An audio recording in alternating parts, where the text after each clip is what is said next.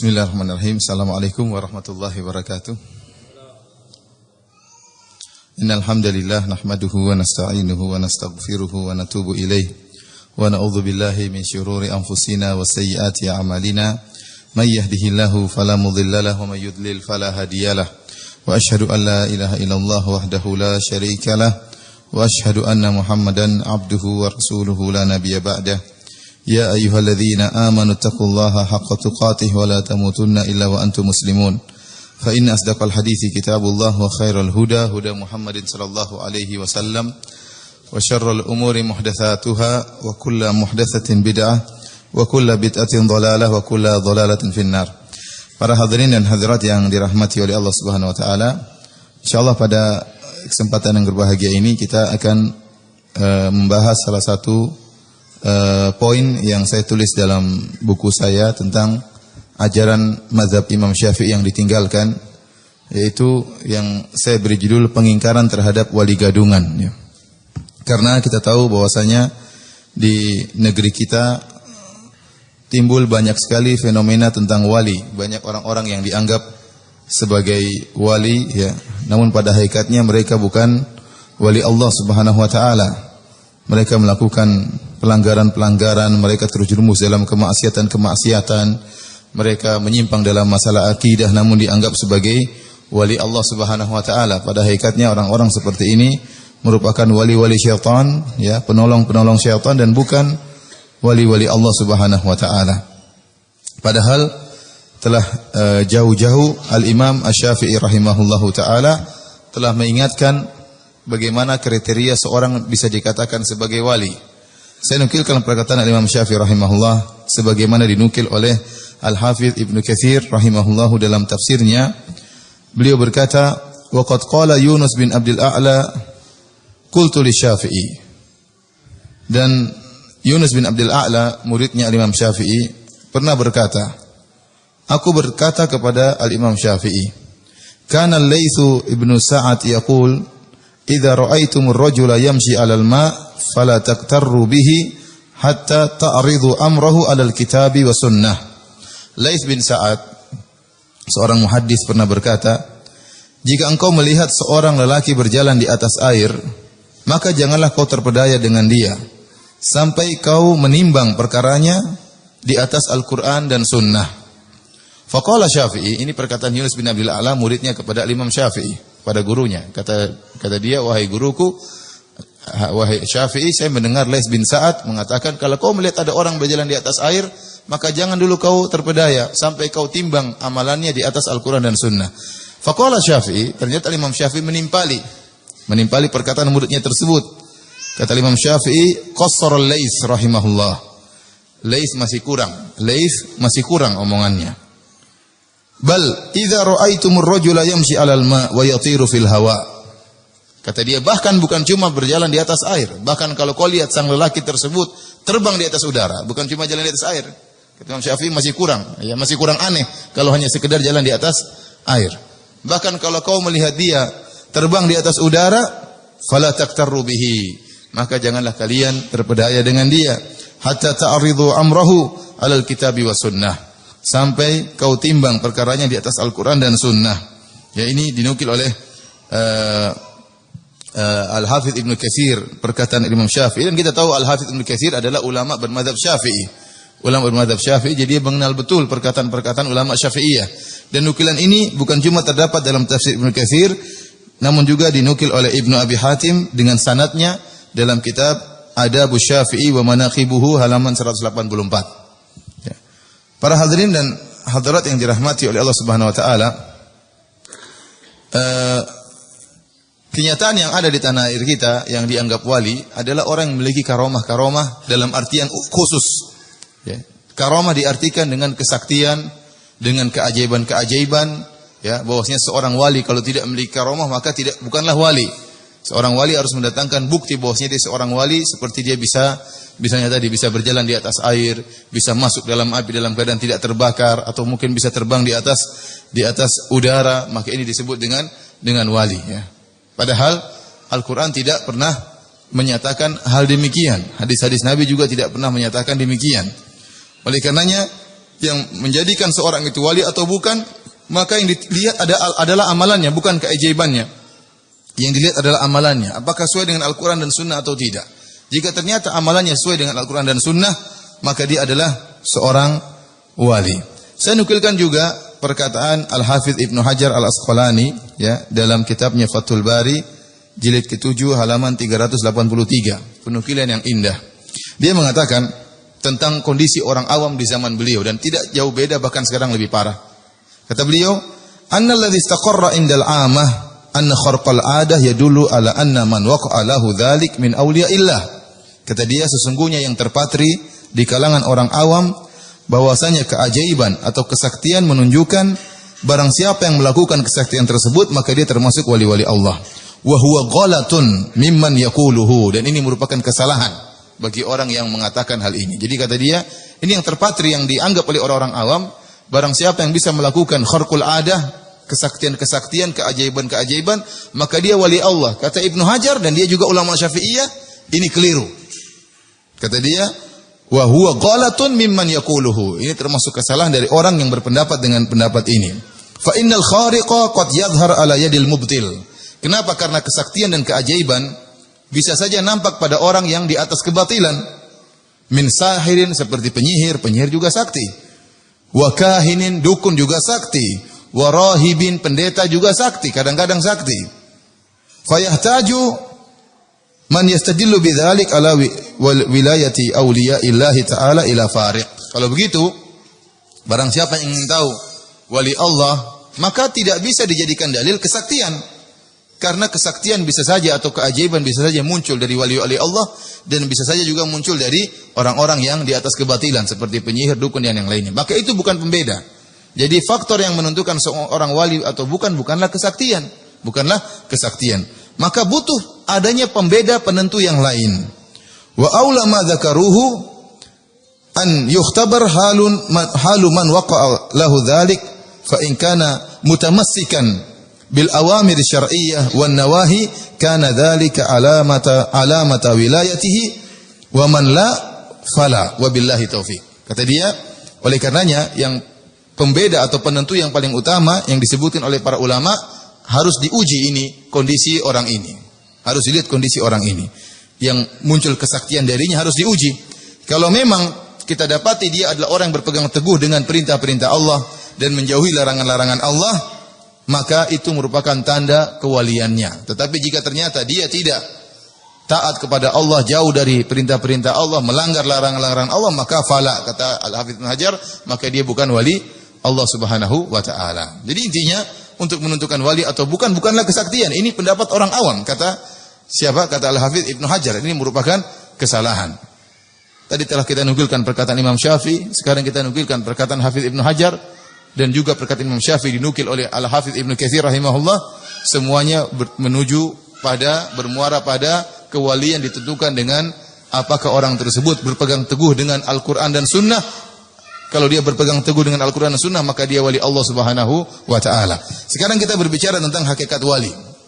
Wali yang sesuai dengan kriteria Al-Quran dan Sunnah itu seperti apa? Wali diambil dari lafal al-walayah yang merupakan lawan dari al-adawah.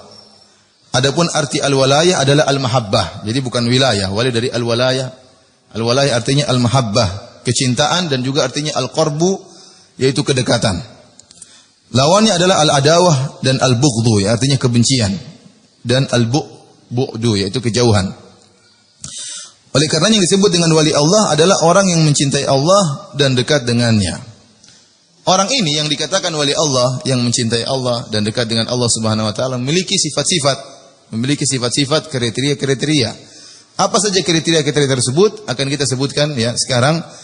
Di antaranya yang pertama, seorang dikatakan wali, ia harus ittiba, mengikuti Nabi sallallahu alaihi wasallam, menjalankan perintah Nabi sallallahu alaihi wasallam dan menjauhi larangan-larangan Nabi sallallahu alaihi wasallam. Dalilnya firman Allah Subhanahu wa taala, "Qul in kuntum tuhibbunallaha fattabi'uni." Jadi kita katakan al-wali dari al-walayah. Al-walayah artinya mencintai. Berarti seluruh dalil yang menunjukkan orang mencintai Allah itulah dalil kewalian. Di antaranya Allah berfirman, "Qul in kuntum tuhibbunallah." Kalau kalian benar cinta kepada Allah, artinya kalau benar kalian wali Allah, fattabi'uni, maka ikutilah aku. Ini dalil bahwasanya seorang wali harus ittiba, mengikuti Nabi sallallahu alaihi wasallam. Yuhibbukumullah, maka niscaya Allah akan mencintai kalian. Wa yaghfir lakum dzunubakum, dan akan mengampuni dosa-dosa kalian. Wallahu ghafurur rahim. Sifat yang kedua, wali harus bersifat lembut kepada kaum muslimin dan keras kepada orang-orang kafir, serta berjihad di jalan Allah Subhanahu wa taala. Tidak takut dengan celaan orang-orang yang mencela. Dalilnya firman Allah Subhanahu wa taala surat Al-Maidah ayat 54. Allah berfirman, "Ya ayyuhalladzina amanu may yartadda minkum an dinihi fasawfa ya'tillahu biqaumin yuhibbuhum wa yuhibbuna." Wahai orang-orang beriman, barang siapa yang murtad di antara kalian dari agamanya, maka Allah akan mendatangkan suatu kaum yang Allah mencintai mereka dan mereka mencintai Allah. Dan kita katakan tadi al-walayah maknanya apa? Mahabbah. Wali artinya kecintaan. Ini Allah menyebutkan Allah akan mendatangkan suatu kaum yang Allah cinta kepada mereka dan mereka mencintai Allah. Berarti mereka wali-wali Allah. Apa sifat-sifat mereka? Adzillatin 'alal mu'minin, lemah lembut terhadap orang-orang beriman, aizzatin 'alal kafirin, dan keras terhadap orang-orang kafir. Yujahiduna fi sabilillah, mereka berjihad di jalan Allah Subhanahu wa taala, wa la yakhafuna laumata laim, dan mereka tidak takut dengan celaan orang-orang yang mencela. Maka kalau ada sebagian orang dianggap sebagai wali Allah Subhanahu wa taala, sementara dia sangat dekat dengan orang-orang kafir, sementara mengejek orang-orang Islam, ya, maka ini bukan wali Allah Subhanahu wa taala. Merendahkan orang-orang Islam dan sangat dekat dengan orang-orang kafir, ya, maka ini bukan wali Allah Subhanahu wa taala. Kemudian ciri yang ketiga, beriman dan takwa, dan ini ciri utama, ya, ciri utama. Allah Subhanahu wa taala berfirman, dan ini nas dalam hal ini, ala inna awliya Allahi la khaufun alaihim wa lahum yahzanun. Ketahuilah bahwasanya, ingatlah, wali-wali Allah adalah orang-orang yang tidak ada ketakutan kepada mereka, tidak ada kekhawatiran, walahum yahzanun, dan mereka tidak bersedih. Siapa mereka? Alladzina amanu wa kanu yattaqun. Mereka adalah orang yang beriman dan bertakwa. Oleh karena tidak mungkin kewalian oleh Allah diraih kecuali dengan keimanan dan ketakwaan. Semakin tinggi iman dan takwa, semakin tinggi kewalian dia di sisi Allah Subhanahu wa taala. Dan semakin jauh dari keimanan dan ketakwaan, maka semakin jauh perwalian dia dari Allah Subhanahu wa taala. Para hadirin dan hadirat yang dirahmati Allah Subhanahu wa taala, intinya semua orang bisa jadi wali. Namun wali bertingkat-tingkat. Semua orang barang siapa yang beriman dan bertakwa, itulah wali-wali Allah Subhanahu wa taala. Sejauh mana dia keimanannya semakin tinggi, sejauh mana ketakwaannya semakin tinggi, maka semakin tinggi kewalian dia di sisi Allah Subhanahu wa taala, dan semakin jauh maka semakin jauh pula kewalian dia di sisi Allah Subhanahu wa taala. Pada kesempatan yang bahagia ini, untuk mempermudah pemahaman tentang wali, maka saya mendatangkan contoh wali yang disepakati oleh kita semua. Wali yang sangat sakti, dialah Umar bin Khattab radhiyallahu taala anhu. Gampang, dia wali atau bukan? Wali. Dia sakti atau tidak Umar bin Khattab? Sakti atau tidak? Nanti kita sebutkan Umar bin Khattab sakti. Karena orang identiknya dengan apa? Orang identiknya dengan kesaktian. Kita ingin sebenarnya semuanya wali, Abu Bakar, Umar, Utsman, Ali, semuanya wali. Namun karena pandangan masyarakat namanya yang wali harus sakti, maka mau tidak mau kita datangkan contoh Umar bin Khattab sebagai wali yang sakti. Saya akan sebutkan kesaktian Umar bin Khattab radhiyallahu taala anhu. Rasulullah SAW bersabda tentang Umar bin Khattab radhiyallahu taala anhu, "Qad kana fima qablakum minal umami nasun muhaddatsun." Sungguh pada umat-umat sebelum kalian ada orang-orang yang muhaddatsun, diberi ilham oleh Allah Subhanahu wa taala. "Fa iyyakum min ummati ahadun fa innahu Umar."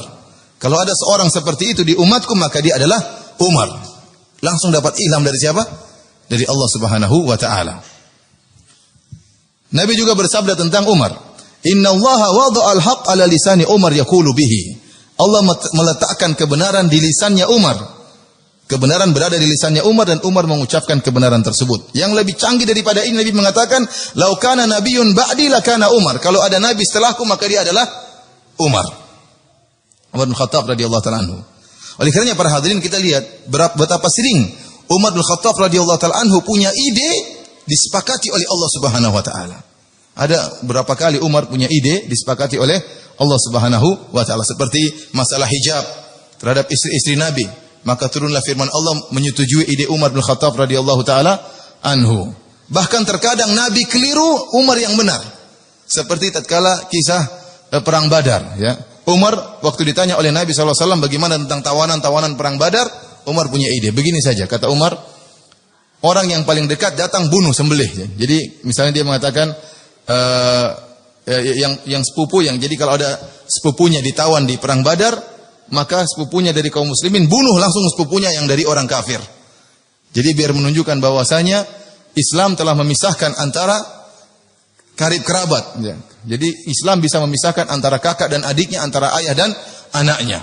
Maka Umar punya ide yang sangat sangar, kata Umar, jangan bunuh sembarang orang, yang bunuh kerabatnya, biar tahu bahwasanya Islam adalah pembeda. Namun Nabi SAW tidak setuju dengan ide Umar ini. Nabi ingin agar ada tawanan-tawanan tersebut ditebus oleh orang-orang kafir, maka akhirnya dijalankan oleh, dan ide ini disetujui oleh Abu Bakar radhiyallahu taala anhu. Maka akhirnya tawanan-tawanan perang Badar tersebut tidak jadi dibunuh, tetapi barang siapa yang ingin menebus maka silakan. Maka datanglah orang-orang kafir, orang-orang musyrikin Arab dari Mekah, kemudian mereka menebus tawanan-tawanan tersebut dengan uang. Ternyata setelah itu Allah menegur Nabi sallallahu alaihi wasallam, ya. Dalam surat Al-Anfal, saya lupa ayatnya, ya. Intinya kemudian Abu Bakar dan Nabi menangis. Ya, Nabi SAW menangis dan Abu Bakar radhiyallahu ta'ala menangis. Ternyata ijtihad Nabi dan Abu Bakar keliru, yang benar ijtihadnya apa? Umar. Dan beberapa ayat seperti, artinya ada contohnya, ada berapa kali, 4 kali atau lebih, Umar punya ide, ternyata Allah setuju dan diturunkan ayat seperti masalah hijrah Ismail, ya, Maqam Ibrahim. Kemudian turun juga ayat menyetujui ide Umar bin Khattab radhiyallahu taala anhu, dan kita bisa bayangkan bagaimana seorang idenya disetujui oleh Rabbul Alamin. Dia wali atau bukan? Ide antum aja belum tentu disetujui oleh kepala sekolah. Kepala sekolah belum tentu setuju, mudir belum tentu setuju dengan ide antum. Ini Umar, idenya disetujui oleh siapa? Allah Subhanahu wa taala. Bagaimana dia bukan wali?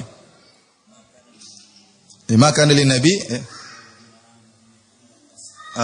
dalam ayat, maka lin nabi walladzina amanu ayyakuna lahu asra hatta yudkhinu fil ard. Ya. Allah melarang, tidak pantas nabi dan orang beriman untuk punya tawanan-tawanan. Allah negur Nabi sallallahu alaihi wasallam. Dan Nabi dan Abu Bakar menangis, dan ternyata ide Umar yang benar. Para hadirin dan hadirat yang dirahmati oleh Subhanahu wa taala, kemudian di antara kesaktian Umar pernah mengutus suatu pasukan untuk berperang. Dalam perjalanan sebulan perjalanan, ya jauh lah zaman dulu, sebulan perjalanan dengan onta, ya jauh. Kemudian tatkala mereka berperang, Umar lagi sedang khutbah, di tengah khutbah tiba-tiba Umar berteriak di hadapan orang-orang, "Ya Sariyata al-Jabalu, ya Sariyatu al-Jabal." Kata Umar bin Khattab mengatakan, "Wahai Sariyah al-Jabala, hendaknya engkau mendekati ke gunung." Rupanya mereka yang jauh tersebut mendengar ada suara teriakan. Rupanya mereka dalam keadaan genting. Allah menjadikan Umar melihat kondisi mereka dalam keadaan genting. Kalau mereka tidak berlindung ke gunung, mereka bakalan kalah. Maka Umar berteriak seketika itu pula di atas mimbar, "Ya Sariyatu al-Jabala, wahai Sariyah, hendaknya kau bawa pasukanmu." Sariyah adalah nama pemimpin mereka. "Hendaknya kau bawa pasukanmu ke arah gunung." Akhirnya mereka dengar ada suara tersebut, mereka jalankan. Kemudian mereka menang. Ini sakti atau tidak? Tidak pakai telepon, ke gunung, enggak. Ini langsung kelihatan, langsung teriak, suaranya kedengaran. Zaman dahulu belum ada telepon, belum ada mikrofon, ya. Ini sakti atau tidak? Sakti atau tidak? Sakti lah, masa enggak sakti. Ini sakti. Sekarang kita bicara Umar yang super sakti. Kemudian di antara kesaktian Umar, ya, beliau ini bukan cuma ditakuti oleh orang-orang kafir. Umar jelas ditakuti oleh orang kafir. Kata siapa namanya? Ibnu Mas'ud, ya. Beliau mengatakan, "Mazilna a'izza mundu aslama Umar." Kami kaum muslimin menjadi jaya, menjadi kokoh setelah Umar masuk Islam. Dahulu para sahabat, waktu mereka masuk Islam di awal Islam, mereka tidak berani sholat di Masjidil Haram, tidak berani. Dilarang oleh orang kafir. Begitu Umar masuk Islam, mereka bebas sholat di Masjidil Haram. Kenapa orang-orang kafir takut sama Umar? Mau melarang lawan saya. Umar badannya tinggi, tegap, besar. Sama dengan Khalid ibn Walid. Badan juga besar. Sampai orang-orang terkadang kalau lihat Khalid ibn Walid dari jauh disangka itu Umar. Karena mereka ini mirip, badannya tinggi dan sama-sama besar. Ya. Badan besar itu pengaruh, ya. Saya pernah lihat aku di Mekah. Ini cerita aja. Waktu lagi naik mobil, tahu-tahu ada orang di mobil, ada orang di depannya apa namanya? Menahan. Jadi dia bel-bel orangnya enggak keluar-keluar. Bel-bel enggak keluar-keluar, ternyata orang yang mobil di badannya besar sekali. Kalau badannya gede dia takut langsung pergi ya. Dikira yang seperti belakang badannya kecil. Ternyata begitu keluar, wow badannya gede, langsung ya udah afwan. Kalau kecil mungkin diomelin tapi enggak berani. Jadi Umar badannya besar dan besarnya badan pengaruh membuat orang-orang kafir takut. Ternyata Umar bukan cuma ditakuti oleh manusia, setan pun takut. Kata Nabi SAW, ya Ibn al-Khattab, wahai Ibn al-Khattab, walladhi nafsi biyadihi, demi Allah yang jiwaku berada di tangannya. Ma laqiyaka syaitanu qad salikan fajjan illa salaka fajjan ghayra fajjik. Kata Nabi SAW, tidak satu setan pun yang melihat kau menempuh satu jalan, kecuali setan akan lari cari jalan yang lain. Kalau setan ingin dekati kita goda itu si fulan tuh goda. Setan pada mendekat ingin goda. Ini Umar setan kabur semua. Sakti atau tidak? Ya akhi, sakti. Ada orang kemasukan Umar datang lari jinnya semua. Makanya kalau ada orang kemasukan sihir, santet, enggak usah baca-baca, datang Umar setan kabur semua, sembuh langsung. Kenapa? Setan takut sama Umar. Ini saktinya luar biasa ya. Sementara kalau kita setan bukan takut, setan malah mendekat, ingin menggoda. Oleh karena para hadirin rahmatillah subhanahu wa ta'ala, maka tidak diragukan bahwasanya Umar bin Khattab radhiyallahu ta'ala adalah salah satu sosok yang sakti yang hidup di zaman Nabi sallallahu alaihi wasallam dengan tazkiyah dan rekomendasi dari Nabi sallallahu alaihi wasallam. Akan tetapi Umar meskipun beliau sakti, beliau tidak maksum. Ini kesalahan dari masyarakat yang ada di sekitar kita. Terkadang mengatakan namanya wali tidak boleh salah. Seakan-akan kemaksuman merupakan syarat kewalian. Jadi kalau ada seorang sudah dicap wali kemudian salah, maka batalah kewalian dia. Ini oleh karenanya masyarakat kita dapati terkadang membela membabi buta. Karena ada seorang sudah dia predikatkan wali, maka meskipun orang itu salah maka dibela terus. Kenapa? Kalau sampai dikatakan dia salah maka walinya batal. Ini tidak benar. Tidak benar. Oleh karenanya kita dapati ada seorang kiai dianggap wali. Padahal kiai ini kadang masuk bar, kemudian minum bir, kemudian minum bir. Kita bilang itu wali kok minum bir? Itu haram. Dia bilang itu kan menurut kamu haram. Tapi waktu birnya masuk ke lehernya langsung jadi air putih. Ini mereka bilang demikian. Langsung masuk air putih. Subhanallah, dari mana seperti ini? Kalau jadi air putih kenapa mabok? Jadi semuanya mereka takwil karena mereka bilang itu menurut pandanganmu. Adapun menurut mereka itu halal. Mereka mengatakan ada wali ada seorang ya masih hidup sekarang, terkenal ya. Waktu saya ke salah satu kota di Pekalongan diceritakan ada seorang sangat terkenal, namun dia tidak pernah sholat Jumat. Tidak pernah sholat Jumat. Namanya orang kan harus sholat Jumat. Ditanya di mana dia sholat Jumatnya di Mekah. Sholat Jumatnya di mana? Di Mekah.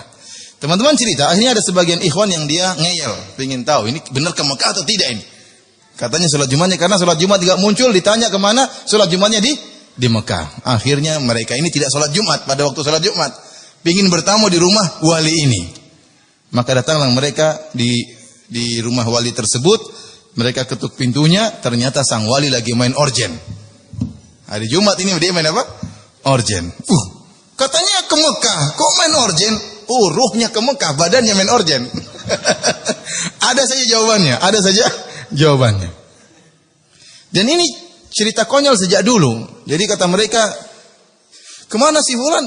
Sampai saya sebut nukil dari internet ya tentang masalah itu. Jadi orang ini dikatakan dia pas sholat Jumat hilang. Tahu-tahu begitu sholat Jumat dia datang dengan bawa korma dari Mekah, dengan bawa makanan-makanan dari Mekah yang tidak ada di tempat tersebut. Kenapa ditanya, di mana kamu? Saya sholat Jumat di Mekah. Padahal di Mekah belum sholat Jumat. Kalau kita jam 12 ini di Mekah masih jam 8, orang imamnya masih tidur. Gimana dia sholat Jumat di Mekah? Beda antara Mekah dengan kita berapa jam? 4 jam. Kalau di sini malah 5 jam. Makanya kalau di sini sholat Jumat, di sana orang masih tidur. Orang Arab Saudi masih tidur. Bagaimana dikatakan dia sholat Jumat? Namun orang-orang dulu mudah diperdaya, dibodoh-bodohin. Dia tahu-tahu hilang bawa korma, ya korma mungkin setan yang ngambilkan. Padahal di Mekah belum sholat Jumat. Namun demikianlah. Intinya saya katakan mereka orang-orang awam menganggap namanya wali harus maksum, tidak boleh apa? Tidak boleh salah. Dan ini akidahnya orang-orang Syiah. Dan ini akidah yang berbahaya. Saya ulangi, akidah meyakini ada yang maksum selain Nabi itu akidah berbahaya. Akidah yang diadopsi dari orang-orang Syiah. Dan ini keistimewaan orang Syiah. Asalnya ini adalah akidahnya orang Syiah meyakini ada yang maksum selain Nabi Muhammad SAW. Kenapa saya katakan ini akidah yang berbahaya? Karena konsekuensi dari akidah ini sangat berbahaya. Kita tahu bahwasanya Imam Malik mengatakan, kullun yu'khadhu min qawlihi wa yurad ila sahib hadzal qabr. Setiap orang boleh diambil perkataannya dan boleh ditolak perkataannya kecuali Muhammad sallallahu alaihi wasallam. Kenapa Nabi Muhammad apa artinya Nabi Muhammad dikatakan maksum? Artinya seorang dikatakan maksum, artinya perkataannya enggak boleh salah dan perbuatannya enggak boleh salah. Berarti kalau perkataannya enggak boleh salah, perbuatannya enggak boleh salah, berarti perkataannya dapat wahyu dari Allah dan perbuatannya dapat bimbingan dari Allah, dari Tuhan. Dan kalau artinya perkataannya dan perbuatannya tidak boleh salah, berarti perkataannya dan perbuatannya merupakan hujjah, merupakan argumen, merupakan sumber hukum. Karena ini pasti benar. Dan kita berhujjah dengan sumber hukum yang benar. Dari sini, makanya sumber hukum Islam ada dua, yaitu Al-Quran dan hadis-hadis Nabi. Kenapa? Karena hadis-hadis Nabi ini bersumber dari orang yang maksum, yang tidak mungkin apa? Salah. Seandainya Nabi mungkin salah, hadis tidak bisa jadi sumber hukum. Saya ulangi, kalau seandainya Nabi Muhammad mungkin salah, atau kalau salah dia tidak ditegur oleh Allah Subhanahu Wa Taala, maka hadis tidak bisa menjadi sumber hukum. Kapan hadis harus menjadi sumber hukum? Tatkala Nabi maksum, tidak mungkin salah, maka perkataan dan perbuatannya merupakan sumber hukum. Nah, orang-orang Syiah bikin kesesatan. Mereka mengatakan kita punya imam 12, maksum semuanya. Apa konsekuensi dari perkataan mereka ini? Berarti perkataan imam-imam mereka dan perbuatan imam-imam mereka ini juga dalil sumber hukum yang lain selain hadis. Selain hadis Nabi sallallahu alaihi wasallam. Karenanya akhirnya orang-orang Syiah punya sumber-sumber hukum yang lain. Sumber hadis-hadis mereka bukan hadis-hadis Nabi, tapi hadis-hadis imam. Maka muncullah 8 buku kitab hadis mereka. Kitab hadis mereka bukan Sahih Bukhari, bukan Sahih Muslim, bukan Sunan Abi Daud, Sunan Tirmidzi, Sunan Nasa'i, Sunan Ibnu Majah, Mustadrak Al-Hakim, Musnad Imam Ahmad. Itu semua buku-buku hadis Nabi Muhammad SAW. Mereka punya buku hadis-hadis imam. Apa di buku-buku tersebut? Seperti Al-Kafirul Kulaini, 8 jilid. Antum buka coba. Mungkin hadis-hadis Nabi cuma sedikit. Semuanya isinya berkata imam ini, berkata imam anu, berkata Ja'far as-Sadiq, berkata Muhammad al-Baqir, berkata Ali bin Abi Thalib, berkata Hasan, berkata Husain, berkata Ali Ridha. Jadi buku-buku hadis bukan hadis Nabi, tapi hadis-hadis apa? Imam. Dan ini sumber hukum. Kenapa? Imam-imam mereka maksum. Contohnya lagi, seperti kitab Biharul Anwar, kalangan Al-Majlisi, 110 jilid. Antum baca isinya, berkata imam ini, imam ini. Kalau ada perkataan hadis Nabi, cuma sedikit. Intinya semuanya hadis-hadis imam. Ada lagi tafsir Istibsar, Al-Istibsar, Tahdzibul Ahkam, karangan Tusi. Kemudian Man La Yadurul Faqih. Kemudian kitab Al-Wafi. Kemudian kitab Wasailus Syiah. Kemudian kitab Mustadrakul Wasail. 8 kitab, semuanya isinya hadis-hadis imam.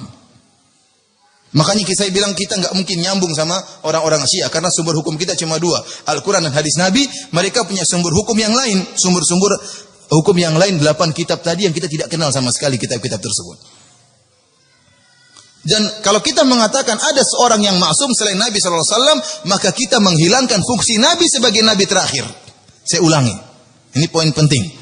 Kalau kita mengatakan ada orang yang maksum selain Muhammad sallallahu alaihi wasallam, maka kita menghilangkan fungsi Nabi Muhammad sebagai nabi terakhir. Kenapa?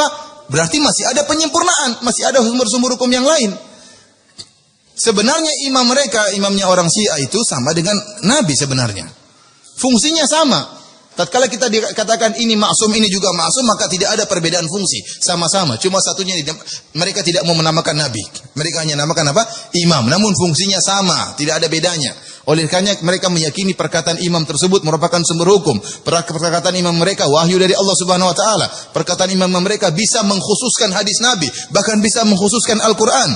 Perkataan-perkataan imam mereka bisa memansuhkan hadis Nabi dan juga bisa memansuhkan Al-Qur'an. Jadi para imam tersebut fungsinya seperti Nabi, tidak ada bedanya. Dan ini menghilangkan fungsi Nabi Muhammad sebagai Nabi terakhir. Buat apa Nabi Muhammad menjadi Nabi terakhir kalau ternyata ada orang yang maksum selain siapa? selain Nabi Muhammad SAW. Dari sini kita tahu bahayanya agama Syiah karena sumber hukum mereka berbeda dengan sumber hukum kita. Dan masalah maksum selain Nabi Muhammad SAW ini diadopsi oleh orang-orang awam, orang-orang sufi yang ekstrim. Ya. Sehingga mereka menyatakan ada wali-wali mereka harus maksum. Wali-wali enggak boleh salah. Padahal bukanlah syarat wali harus maksum. Makanya saya datangkan contoh Umar bin Khattab radhiyallahu taala anhu. Umar bin Khattab radhiyallahu taala anhu adalah contoh wali. Tadi kita sepakati, sakti atau tidak tadi? Sakti. Namun dia melakukan kesalahan-kesalahan. Contoh kesalahan-kesalahan yang pernah dilakukan oleh Umar. Contohnya, tatkala Nabi SAW berumrah pada tahun ke-6 Hijriah bersama 1.400 kaum muslimin yang dikenal dengan umrah Hudaybiyah. Ya, tatkala itu Nabi SAW berangkat dengan 1.400 pasukan, para sahabat sambil membawa senjata karena mereka khawatir akan dihadang, dan ternyata benar mereka dihadang, kemudian dilarang untuk masuk dalam Mekah untuk berumrah. Sehingga akhirnya terjadilah perjanjian Hudaybiyah tatkala itu dengan syarat Nabi harus membatalkan umrohnya dan pulang ke Madinah. Tatkala itu Umar tidak terima dengan persyaratan ini. Bukan cuma Umar, banyak sahabat juga yang tidak terima. Kenapa? Mereka sudah siap tempur. Sudah jalan jauh-jauh dari Madinah menuju Mekah, jauh loh 400 kilo. Sudah sampai di Hudaybiyah, sebentar lagi masuk Mekah untuk umrah, dan betapa rindunya mereka untuk melihat Mekah. Mereka telah diusir dari kampung mereka. Mereka diusir dari kampung mereka. 6 tahun sudah tidak pernah melihat Ka'bah, tidak pernah tawaf. Mereka betapa rindunya ingin apa? Ingin umrah. Tahu-tahu sudah siap-siap dan sudah siap mati, tahu-tahu dilarang dan Nabi setuju. Akhirnya bikin perundingan Hudaybiyah, yang perundingan tersebut zahirnya merugikan kaum muslimin. Maka Umar protes saat kala itu. Umar datang kepada Nabi SAW. Ya Rasul, alasta alal haq. Benar, saya di atas kebenaran. Alasna alal haq wa hum alal batil. Kata Umar, wahai Rasulullah, bukankah kita di atas kebenaran sementara orang-orang musyrikin di atas kebatilan? Kata Nabi, benar. Kemudian kata Umar bin Khattab radhiyallahu taala anhu, alaysa qatlana fil jannah wa qatlahum fin nar? Ya Rasulullah, bukankah kalau kita berperang kemudian kita meninggal masuk surga, sementara kalau mereka meninggal mampus masuk neraka? Kata Nabi, benar. Kata Umar bin Khattab, falima nu'ti daniyata fi dinina. Kalau gitu ngapain kita mengalah? Ngapain kita merendah? Maka Rasulullah SAW tetap bertahan dengan pendapatnya. Umar tidak setuju dengan keputusan Nabi. Maka Umar pun pergi ke Abu Bakar. Bilang, ya Abu Bakar, sama perkataan Umar. Wahai Abu Bakar, bukankah kita di atas kebenaran? Mereka di atas kebatilan. Kenapa? Bukankah kalau kita meninggal masuk surga, mereka mampus masuk neraka jahanam? Kenapa kita mengalah? Kata Abu Bakar, innahu Rasulullah. Ingat, Muhammad itu utusan Allah, keputusan dia pasti benar. Akhirnya Rasulullah SAW waktu itu menyuruh para sahabat untuk membatalkan umrahnya, untuk mencukur rambutnya, untuk memotong sembelihannya. Mereka tidak mau, para sahabat tidak mau. Disuruh oleh Nabi, tidak mau. Dan sini ingat, di sini orang-orang Syiah berusaha mencela para sahabat. Lihat, para sahabat tidak nurut kepada Nabi Muhammad. Disuruh nyukur rambut, tidak mau apa? Nyukur. Para ulama menjelaskan para sahabat kenapa tidak mau nyukur. Mereka berharap Rasulullah berubah pikiran. Karena kan Rasulullah sering musyawarah dengan para sahabat kan. Rasulullah SAW sering musyawarah. Sekarang mereka kasih pendapat mereka. Siapa tahu Nabi berubah pikiran sehingga mereka tidak mau. Jangan dulu. Siapa tahu Nabi berubah pikiran. Akhirnya Nabi pun sedih waktu itu. Maka Nabi ketemu dengan Ummu Salamah. Ummu Salamah mengatakan, kau cukur aja rambutmu. Maka Nabi pun mencukur rambutnya di hadapan para sahabat. Setelah para sahabat lihat Nabi sudah cukur rambut, maka enggak mungkin berubah pikiran kalau begitu. Maka mereka langsung segera mencukur rambut mereka dan mereka segera menyembelih sembelihan mereka. Di sini perhatikan, yang benar Abu Bakar atau Umar dalam kasus ini? Abu Bakar. Padahal Umar lebih sakti dari Abu Bakar. Abu Bakar saya tidak pernah dengar ada dalil bahwasanya beliau sakti. Tidak ada. Ada yang bisa menunjukkan dalil Abu Bakar sakti? Dari sisi kesaktian ya, tidak ada. Jadi saya katakan Umar lebih sakti dari Abu Bakar. Ternyata dalam kasus ini Umar salah dan Abu Bakar yang benar. Contohnya lagi, contoh kedua. Tatkala Rasulullah SAW meninggal dunia, maka Umar marah tatkala itu. Umar mengatakan, barang siapa yang bilang Muhammad meninggal, saya tebas lehernya. Orang juga takut. Umar kan marah, bawa pedang. Siapa yang bilang Muhammad SAW meninggal dunia, saya potong lehernya. Tidak ada yang bisa menenangkan Umar kecuali Abu Bakar radhiyallahu taala anhu. Abu Bakar ingatkan firman Allah Subhanahu wa taala, "Innaka mayyitun wa innahu mayyitun." Kau akan meninggal sebagaimana mereka juga akan meninggal. Rasulullah SAW adalah orang yang juga akan meninggal. Afa immata au qutila qalabatum ala aqabikum? Apa kalau dia meninggal, kalian akan berubah kembali ke belakang? Jadi seakan-akan Umar baru mendengar ayat-ayat tersebut. Ternyata dia salah. Yang benar Abu Bakar yang menjelaskan bahwasanya Rasulullah SAW bisa meninggal dunia. Kasus yang ketiga, tatkala Abu Bakar hendak memerangi orang-orang yang menentang membayar zakat. Tatkala itu Abu Bakar keras, sementara Umar melarang Abu Bakar. Kata Umar, "Wahai Abu Bakar, bagaimana kau memerangi orang-orang yang mengucapkan asyhadu alla ilaha illallah wa asyhadu anna Muhammadar Rasulullah?" Maka Abu Bakar bantah. Abu Bakar mengatakan, kecuali kalau mereka melanggar hak la ilaha illallah. Di antara hak la ilaha illallah mereka harus bayar zakat. Maka Abu Bakar pun tetap bersikeras memerangi mereka, dan ternyata Abu Bakar di atas kebenaran dan Umar yang keliru. Dari sini kita bisa mengambil faedah bahwasanya seorang wali tidak harus maksum dan tidak maksum. Yang maksum cuma siapa? Nabi Muhammad sallallahu alaihi wasallam. Dan seorang wali bisa saja bersalah dan bahkan salahnya berulang-ulang. Sebagaimana Umar bin Khattab radhiyallahu taala anhu, dia bersalah dan kesalahannya berulang-ulang. Kemudian poin yang sangat penting, perhatikan di sini, tidak berarti orang yang sakti lebih afdal daripada orang yang tidak sakti. Perhatikan. Maksudnya apa? Wali tidak harus sakti. Mana yang lebih wali? Abu Bakar atau Umar? Abu Bakar jelas lebih wali. Kalau kita bicara tentang keutamaan Abu Bakar terlalu banyak.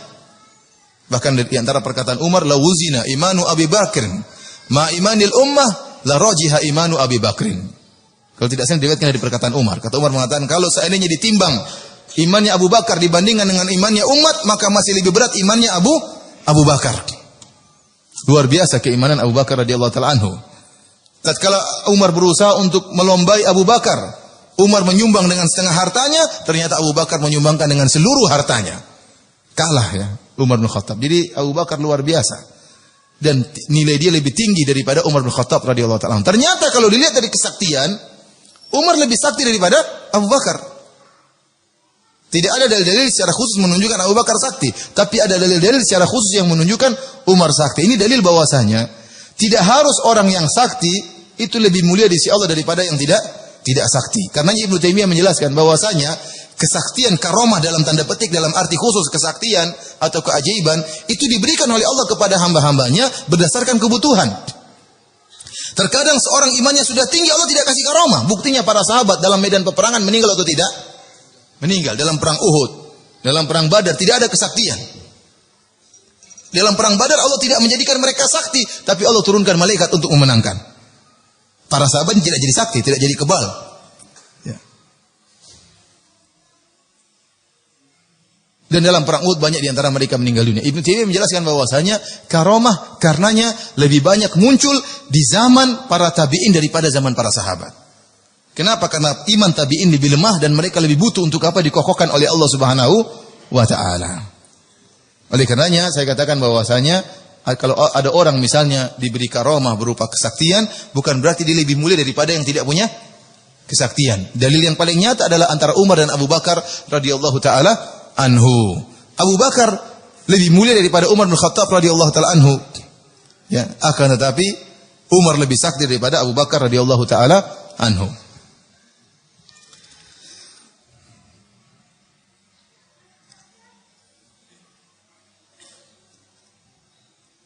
Kemudian di antara faedah yang bisa kita ambil, saya bacakan saja dari buku saya ini ya. Yang berikutnya yang itu seorang wali tetap harus melaksanakan kewajiban-kewajiban yang telah ditetapkan oleh Allah Subhanahu wa taala dan Rasulnya, serta menjauhi larangan-larangan Allah dan Rasulnya. Hal ini sebagaimana Umar yang tetap melaksanakan perintah Allah dan Rasulnya. Berikutnya, walaupun seorang wali, tetap perkataan dan perbuatannya harus ditimbang dengan Al-Quran dan Sunnah. Umar adalah seorang wali, namun perkataannya ditimbang kembali kepada perkataan Nabi, ayat dan hadis. Oleh karena tatkala Umar mengatakan, siapa yang bilang Muhammad mati akan saya penggal lehernya, kita tidak terima perkataan Umar, meskipun dia wali. Tapi kita timbang dengan ayat, ternyata ayat mengatakan Nabi Muhammad bisa meninggal dunia.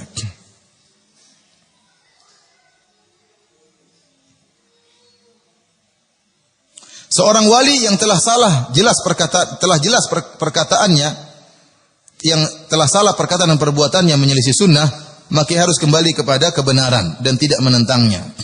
Sebagaimana Umar tatkala ditegur oleh Nabi Muhammad ditegur oleh Abu Bakar, tatkala dia mengatakan, siapa yang mengatakan Muhammad telah meninggal akan saya penggal lehernya, Abu Bakar tegur. Ayat menunjukkan Rasulullah SAW bisa meninggal. Maka Umar tidak mengatakan, wahai Abu Bakar, tidakkah kau ingat sabda Nabi bahwasanya saya dapat ilham dari Allah Subhanahu Wa Taala? Saya enggak salah. Enggak, Umar enggak begitu. Maka Umar pun tunduk dengan ayat-ayat Allah Subhanahu Wa Taala.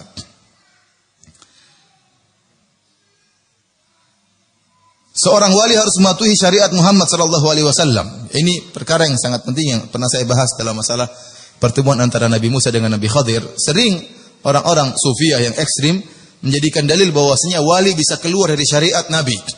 Dengan dalil Khadir keluar dari syariat siapa? Nabi Musa alaihissalam. Ini pendalil yang sangat berbahaya. Ini adalah orang-orang zindik. Orang-orang zindik. Oleh karenanya sampai-sampai Ibnu Hajar menulis buku khusus tentang masalah ini. Antara hakikat Nabi Khadir alaihissalam, dan dia mengatakan perkataan pertama yang menghilangkan banyaknya kezindikan adalah menyatakan Khadir adalah seorang nabi bukan wali. Ini pendapat yang dipilih oleh Ibnu Hajar, pendapat yang dipilih oleh Al-Hafidz Ibnu Katsir, dan Ibnu Katsir membantah pendapat yang mengatakan Khadir adalah wali dalam tafsirnya, dalam juga kitab Al-Bidayah wa Nihayah. Ya. Karena kalau orang menganggap Khadir wali, ada sebagian ulama Ahlus Sunnah yang menganggap Khadir itu wali. Namun tidak melazimkan bahwasanya Khadir itu wali, dia keluar dari syariat Nabi Musa. Karena asalnya Nabi Musa diutus kepada Bani Israel, tidak diutus kepada Khadir. Khadir kan kaum yang lain. Adapun makanya waktu ketemu antara Khadir dengan Nabi Musa, Khadir bertanya, "Siapa kau?" Kata Nabi Musa, "Saya Musa." Maka Khadir berkata, "Kau Musanya Bani Israel." Artinya Musa itu banyak ya. Ada mungkin Musa Pekalongan, ada Musa Martapura, tapi Khadir berkata, "Kau Musanya Bani Israel." Berarti kaum yang lain. Asalnya Musa tidak diutus kepada siapa? Khadir. Terlebih lagi ternyata Khadir adalah seorang nabi. Makanya Allah mengatakan atainahu rahmatan wa 'allamnahu min ladunna ilma. Kami ajarkan dari dia ilmu dari kami. Makanya Nabi Khadir tatkala bertemu Nabi Musa, Khadir mengatakan, "Wahai Musa, innaka ala ilmin 'allamaka Allah la 'alamuhu ana." Wahai Musa, kau di atas ilmu yang Allah ajarkan kepadamu dan saya tidak tahu. Ana ala ilmin 'allamani Allah, dan saya di atas ilmu yang Allah ajarkan kepada saya, la ta'lamuhu anta, kau tidak tahu. Jadi Nabi Khadir membandingkan tadi dengan Musa. Jadi menunjukkan sama-sama nabi. Kau punya ilmu, saya tidak tahu, saya juga punya ilmu, kau tidak tahu, wahai Musa. Jadi pendapat yang benar, Khadir adalah seorang nabi. Kemudian yang benar, Nabi Khadir pun tidak keluar dari syariat Nabi Musa. Mereka yang menyangka Nabi Khadir keluar dari syariat Nabi Musa, ini pendapat yang keliru. Kenapa? Lihat. Nabi Khadir waktu dia melakukan pelanggaran, orang-orang sufi menganggap Nabi Khadir keluar dari syariat Nabi Musa. Dia ngerusak apa namanya? Kapal. Ngerusak kapal, Nabi Musa mengingkari. Kata mereka, lihat, berarti dia keluar dari syariat Nabi Musa.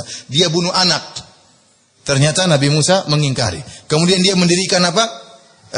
Tembok yang runtuh. Diingkari oleh Nabi Musa. Berarti Nabi Khadir keluar dari syariat Nabi Musa. Jawabannya tidak keluar. Kenapa? Nabi Musa mengingkari karena tidak tahu hikmahnya. Nabi Musa mengingkari bukan karena Nabi Khadir keluar dari syariatnya, namun karena Nabi Musa tidak tahu apa hikmah di balik tersebut. Setelah Nabi Khadir menjelaskan hikmahnya, Nabi Musa terima atau tidak? Terima. Artinya syariat apa yang dikerjakan oleh Nabi Khadir tidak bertentangan dengan syariat Nabi Musa. Seandainya Nabi Musa tahu hikmahnya, Nabi Musa juga akan ikut-ikutan hancurkan kapal. Seandainya Nabi Musa tahu bahwasanya di bawah tembok ini ada harta milik anak yatim, maka Nabi Musa akan juga melakukan sebagaimana dilakukan oleh Nabi Khadir. Oleh karenanya para hadirin, ijma ulama, sepakat ulama. Barang siapa yang menganggap ada orang boleh keluar dari syariat Nabi Muhammad, maka dia orang kafir, bukan orang Islam. Makanya barang siapa mengatakan agama terbagi menjadi syariat dan hakikat, barang siapa sudah sampai hakikat tidak perlu lagi ibadah, ini orang bukan orang Islam. Keluar dari syariat Nabi Muhammad SAW. Barang siapa menganggap seorang boleh keluar dari syariat Nabi Muhammad meskipun dalam sebagian juz'iyah, hanya sebagian perkara, oh kalau zakat saya berzakat, untuk sholat saya keluar dari syariat Nabi Muhammad, saya punya cara sholat sendiri, ini bukan orang Islam. Apalagi kalau dia keluar secara total dari seluruh syariat Nabi Muhammad. Sedangkan dia berkeyakinan boleh keluar dari sebagian syariat Muhammad, dia bukan orang Islam. Syahadanya batal. Kenapa dia telah mengingkari Muhammad sebagai utusan Allah Subhanahu wa taala? Apalagi kalau dia meyakini boleh keluar secara total, saya sudah sampai hakikat, maka saya tidak perlu sholat. Kita bilang, ya akhi, mana yang lebih tahu hakikat, kau atau Nabi Muhammad? Nabi Muhammad SAW tahu hakikat, dia tetap sholat. Sampai sakit-sakitan tetap aja sholat. Sampai kakinya bengkak. Apa kata dia? Itu karena Nabi Muhammad sebenarnya boleh nggak sholat, cuma dia kasih contoh sama umatnya. Katanya sebenarnya Nabi Muhammad tuh sebenarnya boleh nggak sholat, cuma dia kasih contoh kepada umatnya. Subhanallah, ada aja mereka bisa ngeles. Para hadirin dan hadirat yang dirahmati oleh Allah Subhanahu wa taala. Jadi seorang wali, ya jangankan seorang wali, bahkan nabi saja, nabi yang lain pun harus taat kepada Nabi Muhammad. Makanya Nabi SAW mengatakan dalam hadis yang sahih, walau kana Musa hayyan ma wasi'ahu illa tibai. Kata Nabi SAW, seandainya Nabi Musa masih hidup, maka tidak boleh bagi dia kecuali dia harus jadi pengikutku. Jadi harus jadi apa? Pengikutku. Nabi Musa kalau masih hidup, dia harus ikut Nabi Muhammad SAW. Dan Allah telah mengambil janji dari para nabi. Kalau datang Nabi Muhammad, latansurunnahu. Kalian akan tolong Nabi tersebut. Kalian harus beriman kepada Nabi tersebut dan harus menolong Nabi tersebut. Oleh karenanya, Nabi Isa alaihissalam tatkala turun di akhir zaman, dia tidak punya syariat sendiri, tidak. Dia mengikuti syariat Nabi Muhammad. Bahkan dia solat di belakang salah seorang dari umat Muhammad, dia solat di belakang Imam Mahdi. Imam Mahdi sudah jadi imam, dia tidak mau. Dia mundur, kemudian jadi makmum di belakang siapa? Imam Mahdi. Padahal dia seorang nabi. Namun tatkala dia turun di zamannya umat Muhammad, maka dia mengikuti syariatnya umat siapa? Syariatnya Nabi Muhammad sallallahu alaihi wasallam. Itu saja para nabi ikut Nabi Muhammad sallallahu alaihi wasallam. Kemudian datang kalau wali, maka boleh keluar dari syariat Nabi Muhammad. Ini makanya ini wali syaitan. Ini wali syaitan, wali yang seperti ini. Namun mereka mengatakan wali kedudukannya lebih tinggi daripada nabi. Ini repot. Sebagian perkataan Ibnu Arabi. Dia mengatakan maqamun nubuwati fi barzakhin fuwaiqur rasul wa duna wali. Kata mereka, kedudukan kenabian di tengah-tengah, di atas rasul dan di bawah wali. Jadi menurut orang-orang sufi yang paling tinggi wali, kemudian nabi, baru kemudian apa? Rasul. Menurut kita orang Islam kebalik. Harusnya yang paling tinggi apa? Rasul, baru kemudian nabi, baru kemudian apa? Wali. Kenapa mereka mengatakan wali lebih tinggi daripada nabi? Dalilnya Khidir. Khidir lebih tinggi daripada siapa? Nabi Musa. Padahal tidak benar sebagaimana tadi telah kita jelaskan. Para hadirin dan hadirat yang dirahmati Allah Subhanahu wa taala. Di antara faedah yang bisa kita ambil atau di antara ciri-ciri wali, seorang wali tidak boleh menyombongkan dirinya dengan mengaku-ngakui adalah wali. Tidak boleh. Allah mengatakan fala tuzakku anfusakum huwa a'lamu biman ittaqa. Janganlah kalian menyatakan diri kalian suci. Dialah Allah yang lebih mengetahui tentang orang-orang yang bertakwa. Maka tidak ada kita dapati para ulama yang karya mereka begitu banyak, ngaku-ngaku saya adalah wali, tidak pernah. Tidak pernah. Kenapa? Karena mereka jauh daripada namanya riya, jauh dari namanya merasa diri hebat.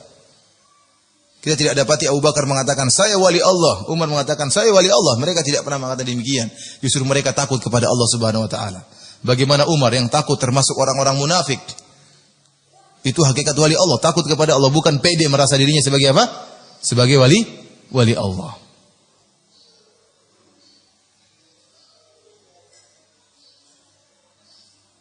Kemudian di antara faedah yang bisa kita ambil, bahwasanya bukan termasuk syarat wali Allah harus punya karomah. Saya katakan, karomah dalam tanda petik, saya sering ulang-ulang ini, karomah dalam arti kesaktian. Sebenarnya wali-wali punya karomah. Namun karomah itu bukan cuma kesaktian, karomah itu banyak. Saya bilang di antara karomah yang paling mulia yang Allah perintahkan adalah istiqomah. Itu karomah yang luar biasa yang menunjukkan seorang itu wali. Allah mengatakan fastaqim kama umirt. Yang Allah perintahkan kita adalah untuk kita istiqomah. Istiqomahlah engkau wahai Muhammad. Wa man taba ma'ak. Demikian juga orang-orang yang mengikuti engkau, yang bertobat bersamamu. Istiqomahlah kalian. Oleh karenanya kita diperintahkan oleh Allah fastaqimu ilaihi, istiqomahlah kalian kepada Allah Subhanahu wa taala. Kalau di zaman sekarang ini, zaman yang orang-orang pada rusak, ada seorang pemuda yang tampan Masya Allah, disukai oleh para wanita, kemudian dia tundukkan pandangan, dia salat 5 waktu di masjid. Ini karomah luar biasa. Ini karomah, tidak pernah bolong dalam salat jamaahnya. Ini karomah yang Allah cari. Inilah karomah-karomah yang Allah mengatakan barang siapa yang salat maka masuk surga. Barang siapa yang salat maka dia mendapatkan surga yang tinggi. Barang siapa yang salat maka dia akan di bawah lindungan Allah Subhanahu wa taala. Allah semua mengkaitkan surga dengan amal saleh. Apakah dengan salat, apakah dengan puasa, apakah dengan menundukkan pandangan, apakah dengan menjauhi zina. Inilah karomah-karomah yang dituntut oleh kita, oleh Allah untuk kita mencarinya. Allah tidak pernah mengkaitkan surga dengan kesaktian. Tidak ada dalilnya Allah mengatakan barang siapa yang bisa terbang masuk surga, enggak ada. Barang siapa yang bisa kebal senjata masuk surga, enggak ada. Kalau memang ada dalilnya barang siapa yang bisa terbang masuk surga, maka Superman surganya paling tinggi. Enggak ada dalilnya. Superman dapat Firdaus A'la.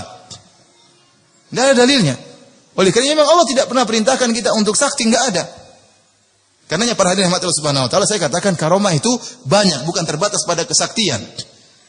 Maka orang kalau diberi taufik oleh Allah Subhanahu wa taala untuk bisa taat salat 5 waktu di masjid terus, maka ini karomah yang mulia. Ada orang diberikan karomah dalam bentuk ilmu. Oleh karena sampai-sampai sebagian orang menyebutkan Syekhul Islam Ibnu Taimiyah adalah diberi karomah oleh Allah Subhanahu wa taala. Kenapa? Beliau meninggal dalam kondisi masih sangat muda, tapi ilmunya luar biasa. Artinya kalau orang lain yang belajar tidak cukup ilmu yang waktu yang begitu panjang untuk bisa meraih ilmunya Syekhul Islam Ibnu Taimiyah. Sehingga orang kalau ketemu Ibnu Taimiyah disangka ilmu Taimiyah kalau dia sudah bicara tafsir, seakan-akan dia itu tidak pernah belajar ilmu lain kecuali ilmu tafsir. Tapi kalau sudah lihat dia berbicara masalah bahasa, seakan-akan dia waktunya habis untuk belajar bahasa. Bahkan Sibawayh saja dia protes. Sibawayh salah dalam 80 tempat. Sibawayh dia protes sama Ibnu Taimiyah. Sampai terjadi gesekan sama Abu Hayyan Al-Andalusi. Gara-gara Sibawayh yang sangat diagungkan oleh Abu Hayyan diprotes oleh Ibnu Taimiyah rahimahullahu ta'ala. Kemudian kalau dia sudah berbicara hadis, seakan-akan dia tidak pernah belajar ilmu lain kecuali ilmu hadis. Kenapa? Ilmunya sangat luar biasa. Sampai sekarang, terakhir saya tatkala menulis risalah ilmiah, waktu tulisan saya S2 tentang Ajwibatu Syekhul Islam Ibnu Taimiyah, jawaban Ibnu Taimiyah tentang syubhat-syubhat yang dilontarkan oleh para penolak sifat, itu sudah risalah yang ke-170.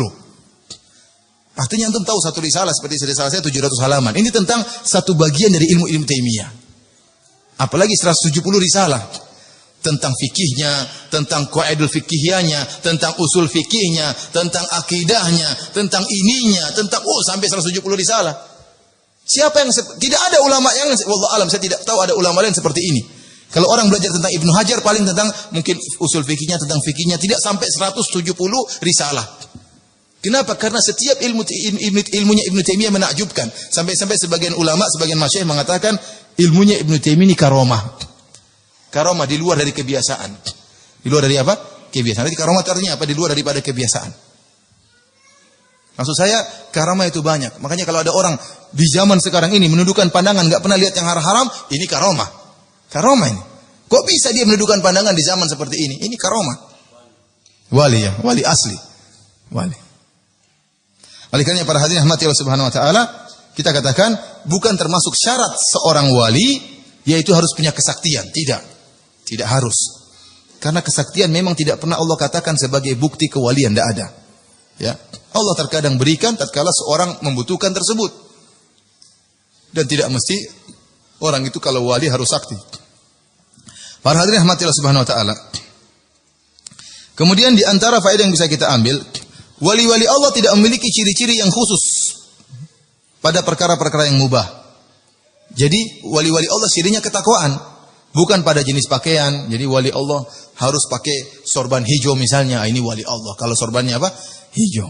Wali Allah harus pakai pakaian suf misalnya. Wali Allah harus jalan pakai tongkat, ya. Enggak ada dalilnya, enggak ada dalilnya. Saya pernah ketemu ada orang di Masjid Nabawi pakai tongkat. Masih muda, kalau udah tua sih enggak jadi masalah. Masih muda pakai tongkat. Kemudian tasbihnya, kemudian sorbannya. Saya bilang, "Ya akhi, ente masih muda, kenapa pakai tongkat?" Nabi Musa pakai tongkat. Ya kita kan zamannya Nabi Muhammad sallallahu alaihi wasallam ya. Ya punya dalil Nabi Musa apa dia mengatakan waliya fiha ma'aribu ukhra. Nabi Musa punya tongkat ada banyak keperluan, ya, ada banyak keperluan. Kalau kamu juga gembala kambing enggak apa-apa pakai tongkat. Cari makanan buat kambing, enggak kamu jalan-jalan di hotel pakai tongkat masih muda. Kecuali kalau sakit kakinya ya. Karena dia meyakini itu ibadah, ini tanda-tanda wali. Dia bilang tanda-tanda wali tidak ada berkaitan dengan apa? Dengan suatu yang di luar ibadah. Tanda-tanda wali berkaitan dengan keimanan dan ketakwaan. Maka bukan seorang wali tidak boleh misalnya tidak boleh gini, tidak boleh pakai pakaian ini. Ini tidak ada dalilnya semua ini. Enggak ada dalilnya.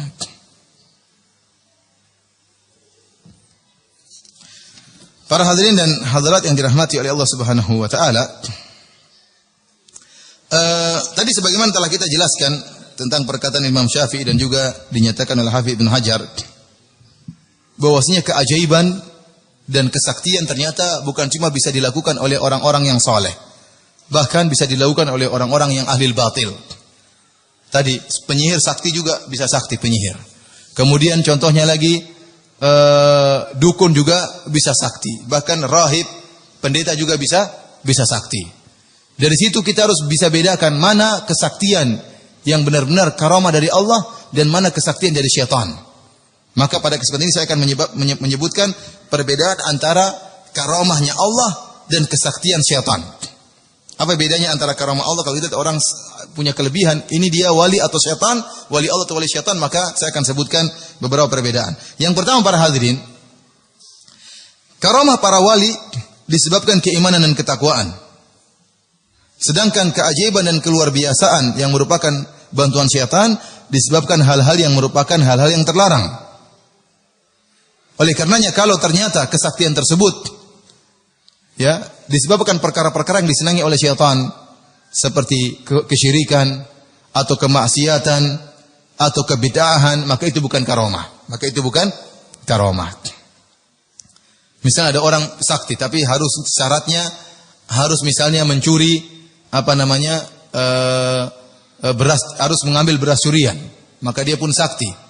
Kemudian dia makan 2 butir beras tapi harus beras curian, maka ini bukan dari Allah tapi dari jin, dari syaitan. Contohnya dengan kebid'ahan, hati-hati. Banyak orang juga dapat karamah dengan kebid'ahan dan bukan karamah dari Allah Subhanahu wa taala, dari syaitan. Dan saya pernah mengalami di sini, saya berhadapan dengan seorang orang tersebut sekarang sudah menjadi ustadz ya. Ustadz Masya Allah dikenal, namun saya tidak mau sebutkan namanya, nanti dia malu. Teman saya di Madinah, bukan Ustadz Ahmad Jinun ya, bukan. Nanti kira bukan. Ustadz tersebut pernah bilang sama saya, Firanda tolong ruqyah saya. Dia terganggu, maka saya pun baca Al-Quran. Maka dia pun kepanasan. Dia bilang, kok kenapa ini kepanasan? Saya terganggu. Sejak kapan? Dia bilang dulu, waktu zaman-zaman jahiliyah, dia ingin cewek-cewek suka sama dia. Maka dia pun baca surat Yusuf. Supaya kan Nabi Yusuf kan tampan kan? Supaya dia juga tampan, disukai oleh para wanita. Bayangkan dia baca surat Yusuf dengan niat agar disukai wanita, malah kemasukan jin. Padahal Al-Quran mengusir jin atau tidak? Namun tatkala niat dia adalah bid'ah, salah, malah kemasukan jin. Saya tidak tahu sekarang dia sudah sembuh atau belum. Tapi saya lihat dia sekarang sering berdakwah, alhamdulillah, dan banyak yang hadir pengajiannya. Ya, namun saya tidak enak mau nanya-nanya. Jinmu masih ada atau tidak? Tapi saya dulu ruqyah dia. Artinya bayangkan dia kemasukan jin gara-gara bid'ah.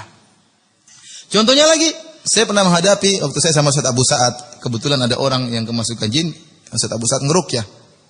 Orang ini ternyata kemasukan jin gara-gara apa? Gara-gara baca ayat kursi. Ayat kursi yang harusnya mengusir jin, dia baca, ada dalam buku dia baca, barang saya baca ayat kursi dalam waktu 7 hari 7.000 kali, kalau nggak salah 700 kali, saya lupa. Maka akan begini-begini. Ternyata dia baca sampai pada titik terakhir malah kemasukan jin. Kenapa? Karena itu bid'ah yang dia lakukan. Sehingga banyak orang yang punya kesaktian dengan zikir-zikir khusus. Ini zikir-zikir bid'ah ini akan mendatangkan jin. Kalau ada orang tidak sakti gara-gara baca misalnya apa tertentu, yakinlah itu dalam dirinya ada jin. Baca Quran dia akan kepanasan. Makanya saya katakan, kesaktian-kesaktian tersebut terkadang diperoleh dengan kesyirikan, terkadang dengan kemaksiatan, ya, terkadang dengan apa? Kebid'ahan. Ini semua dicintai oleh syaitan dan bisa mendatangkan kesaktian. Adapun karamah yang asli tidak perlu begitu-begitu. Yang penting bertakwa, salat malam, maka tiba-tiba Allah berikan karamah. Yang kedua, di antara perbedaan antara karamah dengan ilmu sihir, karamah tidak bisa dibatalkan dengan bacaan apa saja, tidak bisa dilawan. Adapun kesaktian bisa dibatalkan dengan macam-macam. Oleh karenanya, kalau Allah sudah kasih karamah, tidak ada yang bisa batalkan karamah karena dari Allah Subhanahu wa taala. Tapi kalau ilmu bisa dibatalkan, bisa kalah. Ilmu itu bisa kalah. Makanya saya dulu sering hadir acara akrobat.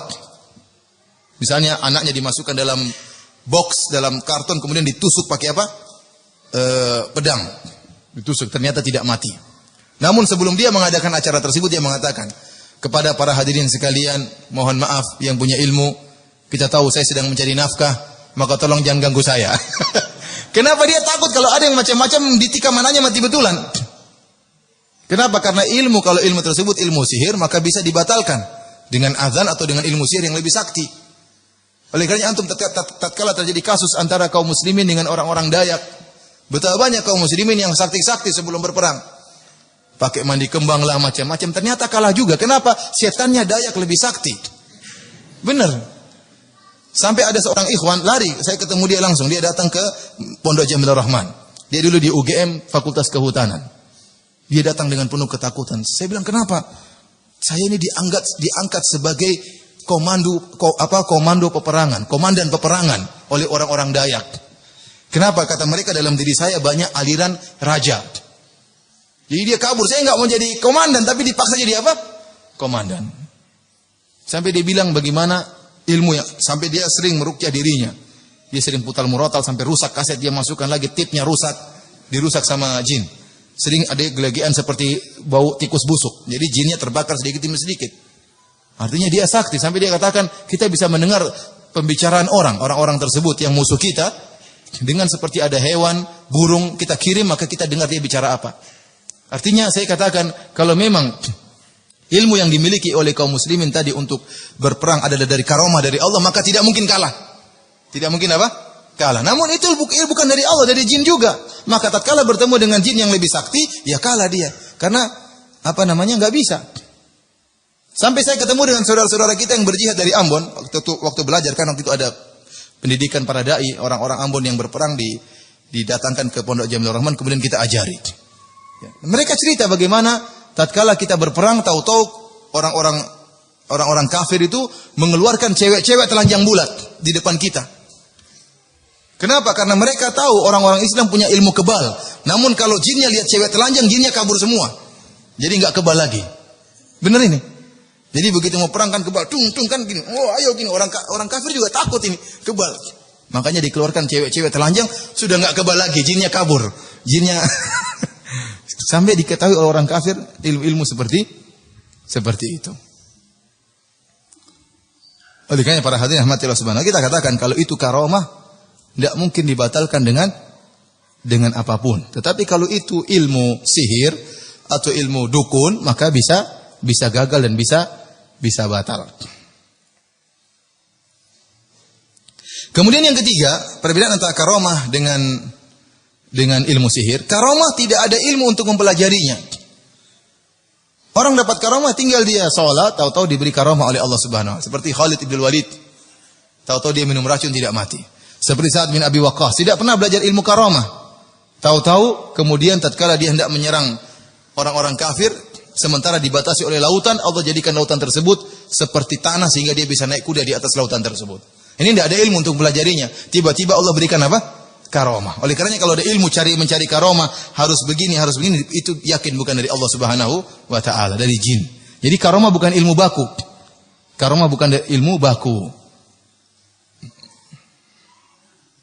Karenanya para hadirin rahmatillah subhanahu wa taala, dari sini kita tahu bahwasanya banyak ilmu-ilmu tenaga dalam itu bukan dari Islam, tapi menggunakan jin. Semakin banyak jin dalam tubuhnya, dia semakin sakti, semakin banyak ilmu yang dia miliki. Saya dengar ada ilmu tenaga dalam yang tidak pakai jin. Saya dengar katanya ada, Allah alam. Tetapi itu jelas bukan karomah, karena orang kafir juga bisa.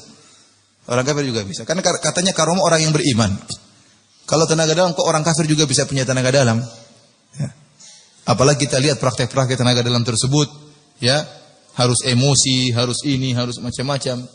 Saya bilang kalau tenaga dalam itu dari Islam, itu karomah. Dari Islam harusnya Nabi Muhammad SAW tahu ilmu tersebut. Kita tanya sama mereka, kamu bilang ini ilmu dari Islam. Nabi tahu enggak? Padahal kebutuhan terhadap tenaga dalam lebih dibutuhkan di zaman Nabi Muhammad SAW tatkala perang masih menggunakan pedang dan anak panah.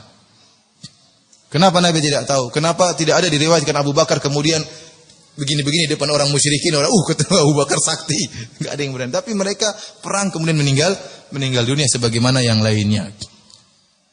Kemudian ya ikhwan, saya heran ya. Benar-benar saya heran. Kita ini Indonesia ini banyak sekali yang sakti, banyak atau tidak? Banyak, ilmu-ilmu banyak. Namun dijajah Belanda 350 tahun. Apa faedahnya kesaktian tersebut? Katanya sakti jagoan, tapi dijajah Belanda 350 tahun enggak bisa apa-apa. Kemudian katanya kita ini orangnya sakti-sakti. Kenapa main bola kalah terus? Padahal kan gampang, tinggal tiup kan lebih. Harusnya kan bisa itu. Enggak usah ilmu jauh-jauh, bikin bola itu masuk gawang saja. Masa enggak bisa? Seluruh dukun Indonesia sudah berkumpul. Biar kemudian bolanya yang ditangkap nyeles ke sini. Harusnya kan bisa, tapi enggak ada yang bisa. Kenapa? Karena setan punya kode etik. Untuk begini-begini enggak bisa dia. Oh, ini enggak bisa. Pikirnya aneh, buat apa kalau gitu kesaktian-kesaktian tersebut? Buat apa?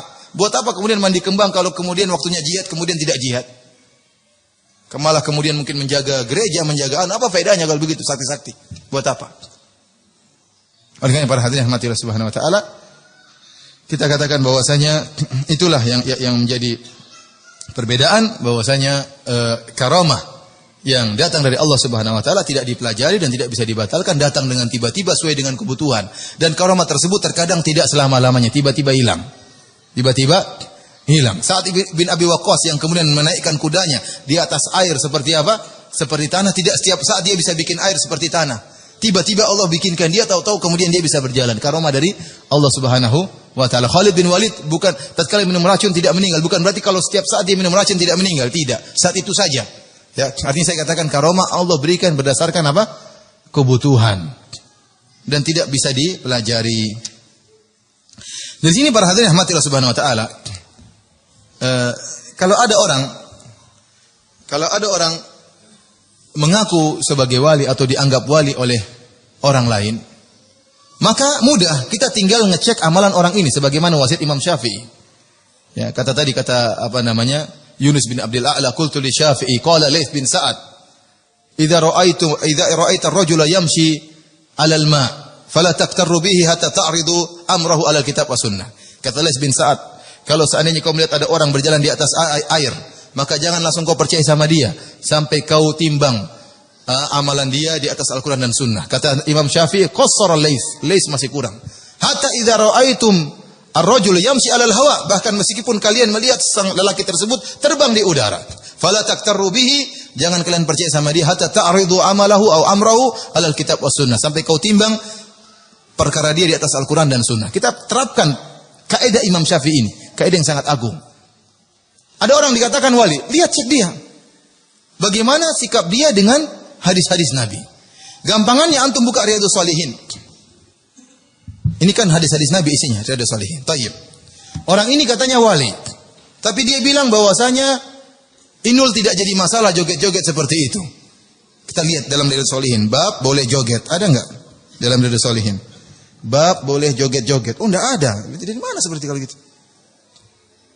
Dia mengatakan Al-Quran kitab porno. Kita lihat dalam Riyadhus Shalihin, ada enggak bab Al-Quran kitab porno?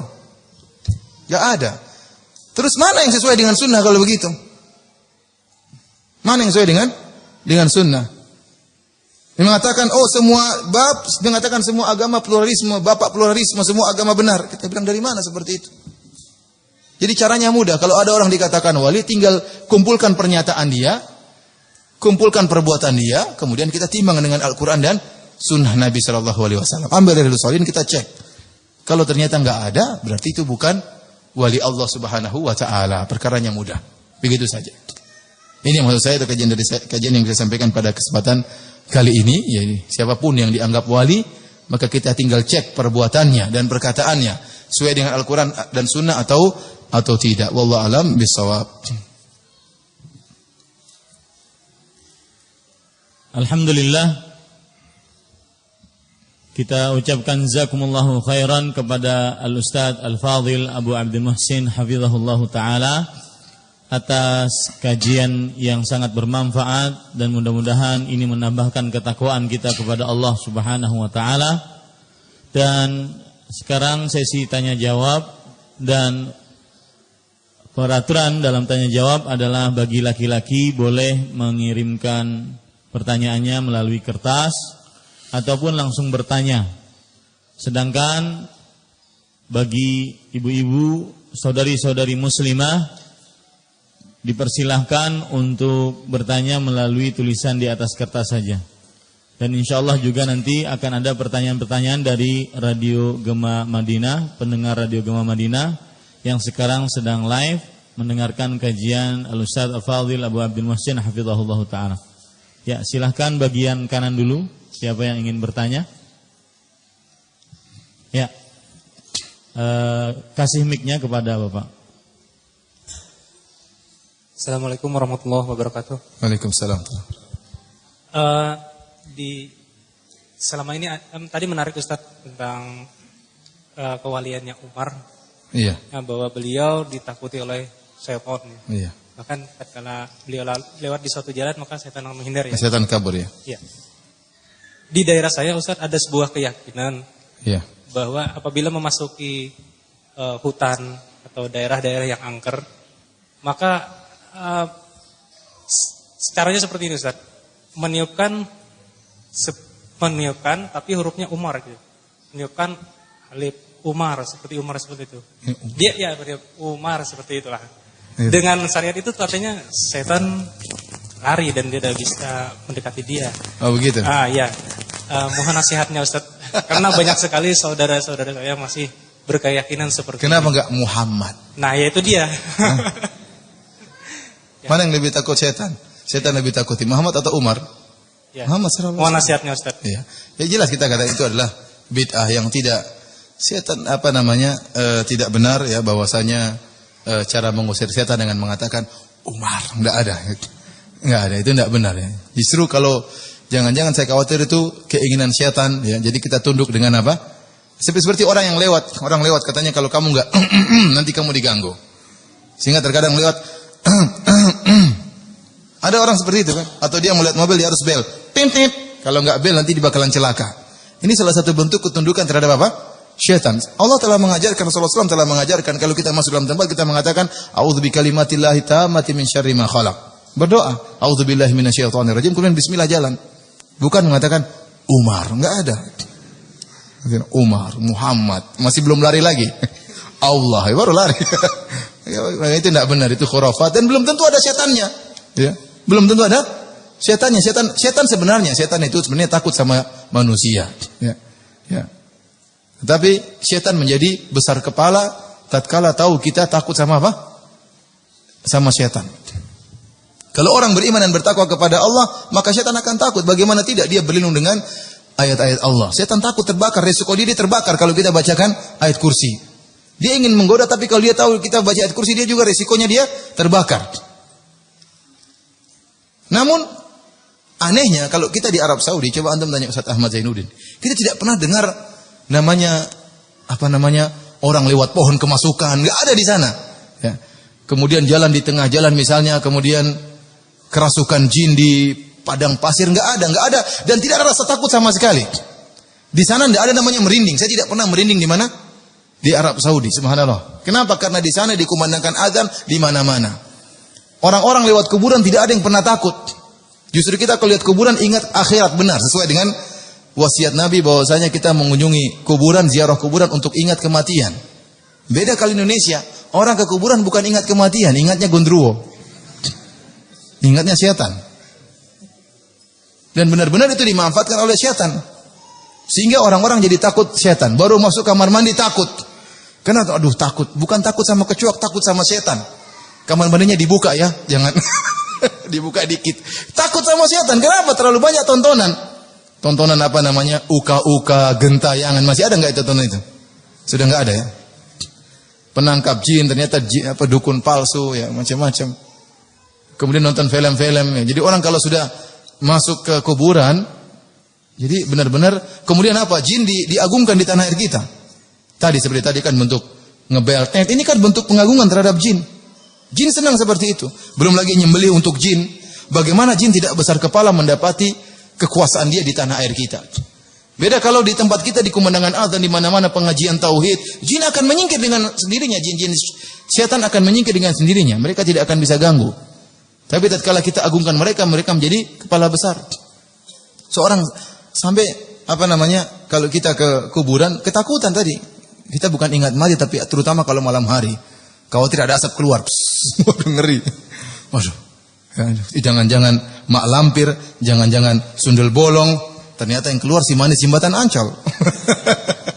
Kalau para hadirin Allah Subhanahu wa taala, saya katakan itu tidak boleh, tidak ada dalilnya bahwa Umar. Belum tentu ada setannya. Rasulullah telah mengajarkan dengan ajaran yang baik, dengan doa-doa, ngapain kita bilang Umar? Secara logika kita bilang Muhammad lebih utama, lebih sakti.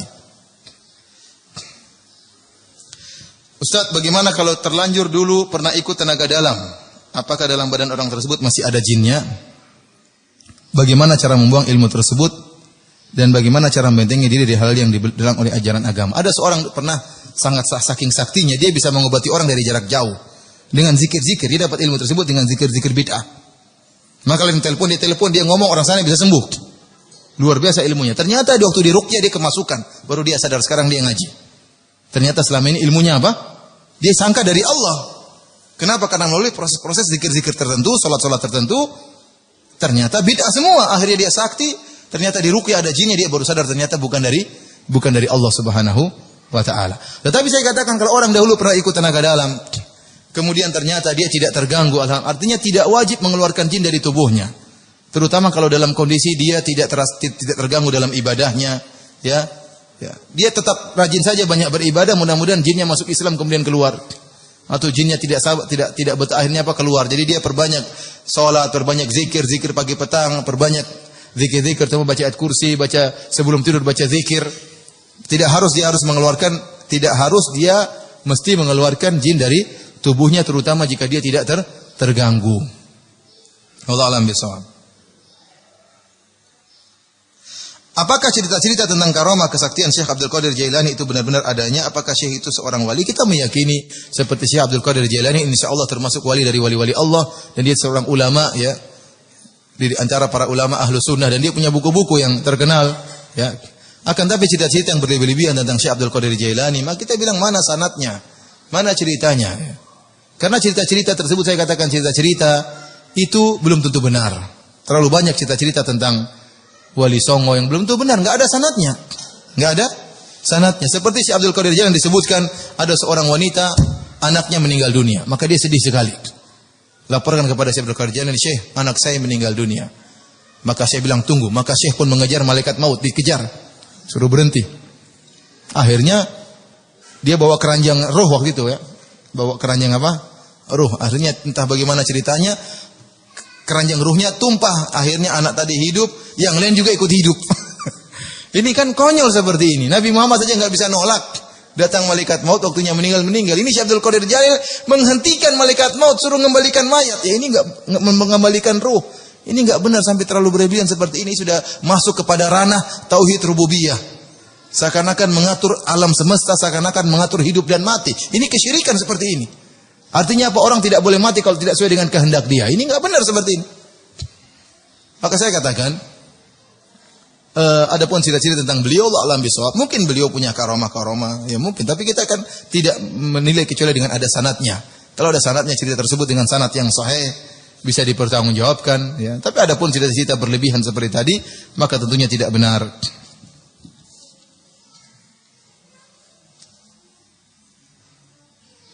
Bagaimana jika ada seorang ustadz yang mengaku menguasai ilmu-ilmu syariah, tapi tanpa proses belajar? Istilahnya memiliki ilmu laduni, apakah ini termasuk karamah juga? Bisa jadi ustadz tersebut bohong, bisa jadi dari apa namanya? Dari syaitan. Ya. Ingat, Rasulullah SAW mengatakan, innamal ilmu bitta'allum. Ilmu itu diperoleh dengan apa? Belajar. Kalau begitu caranya buat apa Rasulullah SAW mengatakan, man salaka tariqan yaltamisu fihi ilman, sahalallahu lahu bihi tariqan ilal jannah. Barang siapa menempuh jalan untuk ilmu, maka Allah mudahkan jalan. Hadis ini buang aja. Enggak usah jalan-jalan, diam aja di rumah, tahu-tahu punya ilmu. Kalau begitu, kenapa dulu Imam Bukhari bodoh sekali jalan bersafar jauh-jauh cari ilmu hadis? Tunggu saja karamah ilmu laduni, maka dia akan punya ilmu. Ngapain kemudian harus mengeluarkan harta yang banyak, berjalan dengan penuh kelaparan mencari ilmu? Kenapa dulu para sahabat juga setengah mati cari ilmu, harus bersafar sampai 1 bulan untuk mencari satu hadis Nabi SAW, sementara orang ini tinggal diam di rumah, tahu-tahu punya ilmu syar'i. Saya ingin tahu orang tersebut datang, kita ingin tes ilmu syar'inya, yang katanya tidak pernah belajar. Saya yakin dia pendusta, atau ilmu yang dapat memang ada jin yang agak pintar masuk dalam otaknya. Iya. Tidak benar, dari mana ceritanya seperti itu? Mana sejarahnya Imam Syafi'i kalau gitu? Imam Syafi'i dulu ngapain suruh belajar? Ngapain Imam Syafi'i suruh begadang? Kalau memang ilmu itu tidak perlu belajar, tahu-tahu bisa apa? Bisa berilmu. Ulama siapa yang pernah seperti itu dalam sejarah? Yang ada cuma katanya-katanya doang. Semuanya ilmu, semua ulama sejarahnya belajar semuanya. Kenapa Imam Zahabi menulis Syiar A'lam Nubala? Semuanya ulama, isinya semuanya belajar. Tidak ada yang ilmu laduni. Oleh karenanya ini kalam batil. Ustaz tersebut yang ngaku punya ilmu laduni suruh datang ke sini. Kita ingin tes dia. Ilmunya sejauh mana? Pertama kita ruqyah dulu, cek dulu. Jangan-jangan ada jinnya. Kalau enggak ada baru kita tes.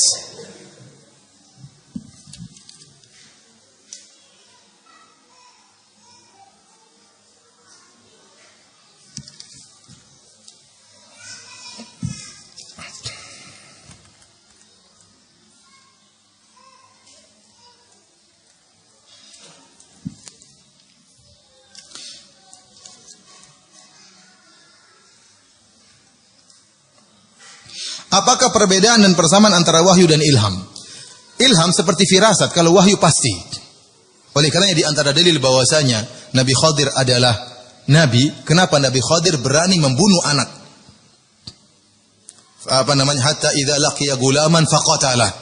Qala aqtalta nafsan zakiyatan bighairi nafsi laqad ji'ta syai'an nukra. Nabi Khadir tatkala jalan Nabi Musa ketemu anak lagi main-main sama orang, maka Nabi Khadir mendatangi anak tersebut, lehernya dipelintiri oleh siapa? Nabi Khadir.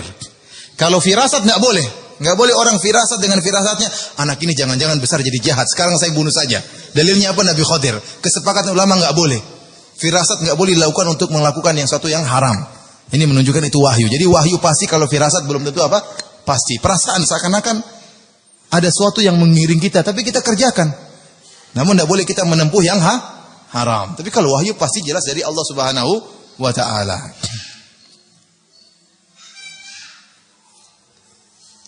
Oleh karenanya firasat orang mukmin biasanya benar, namun tidak mesti benar terus. Terkadang apa? Salah. Itu bedanya antara wahyu dengan apa? Firasat. Kalau wahyu pasti benar dan pasti dari Allah, dan kalau firasat terkadang benar, terkadang keliru.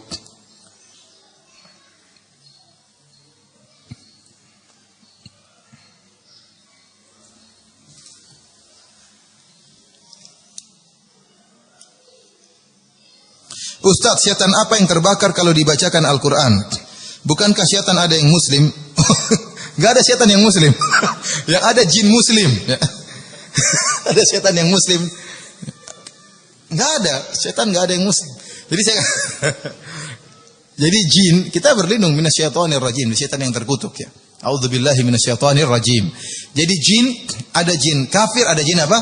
Muslim. Kata Allah, para jin berkata, kunna tara'iqa qidada. Kami ini bermacam-macam jalannya.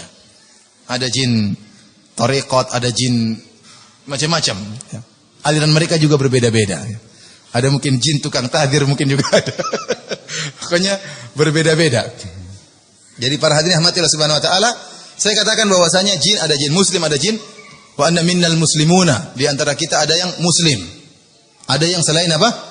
Muslim. Jadi dari sini jin yang berbuat zalim, kenyataannya mereka tersiksa tatkala kita baca Al-Quran. Terkadang yang masuk dalam tubuh manusia bisa jadi jin kafir, bisa jadi jin muslim. Jin muslim masuk dalam tubuh seorang, namun dia sedang berbuat zalim. Kenapa? Dia menempati tubuh manusia, itu kezaliman, mengganggu orang lain. Makanya tatkala kita baca, meskipun dia jin muslim, mengaku muslim, dia tetap tersiksa. Dia tetap apa? Tersiksa. Kenapa? Dia sedang berbuat zalim. Tapi kalau jin yang tidak berbuat zalim, maka dia tidak akan terbakar. Justru dia senang mendengarkan ayat-ayat Al-Quran, sebagaimana jin-jin yang mendatangi Nabi SAW mendengarkan lantunan bacaan Al-Quran. Paham? Oleh karenanya jin-jin yang zalim itulah yang kemudian terbakar tatkala dibacakan Al-Quran. Pertanyaan dari radio, Ustaz. Pendengar radio. Ya Ustaz, pertanyaan yang pertama dari Radio Gema Madinah FM Martapura.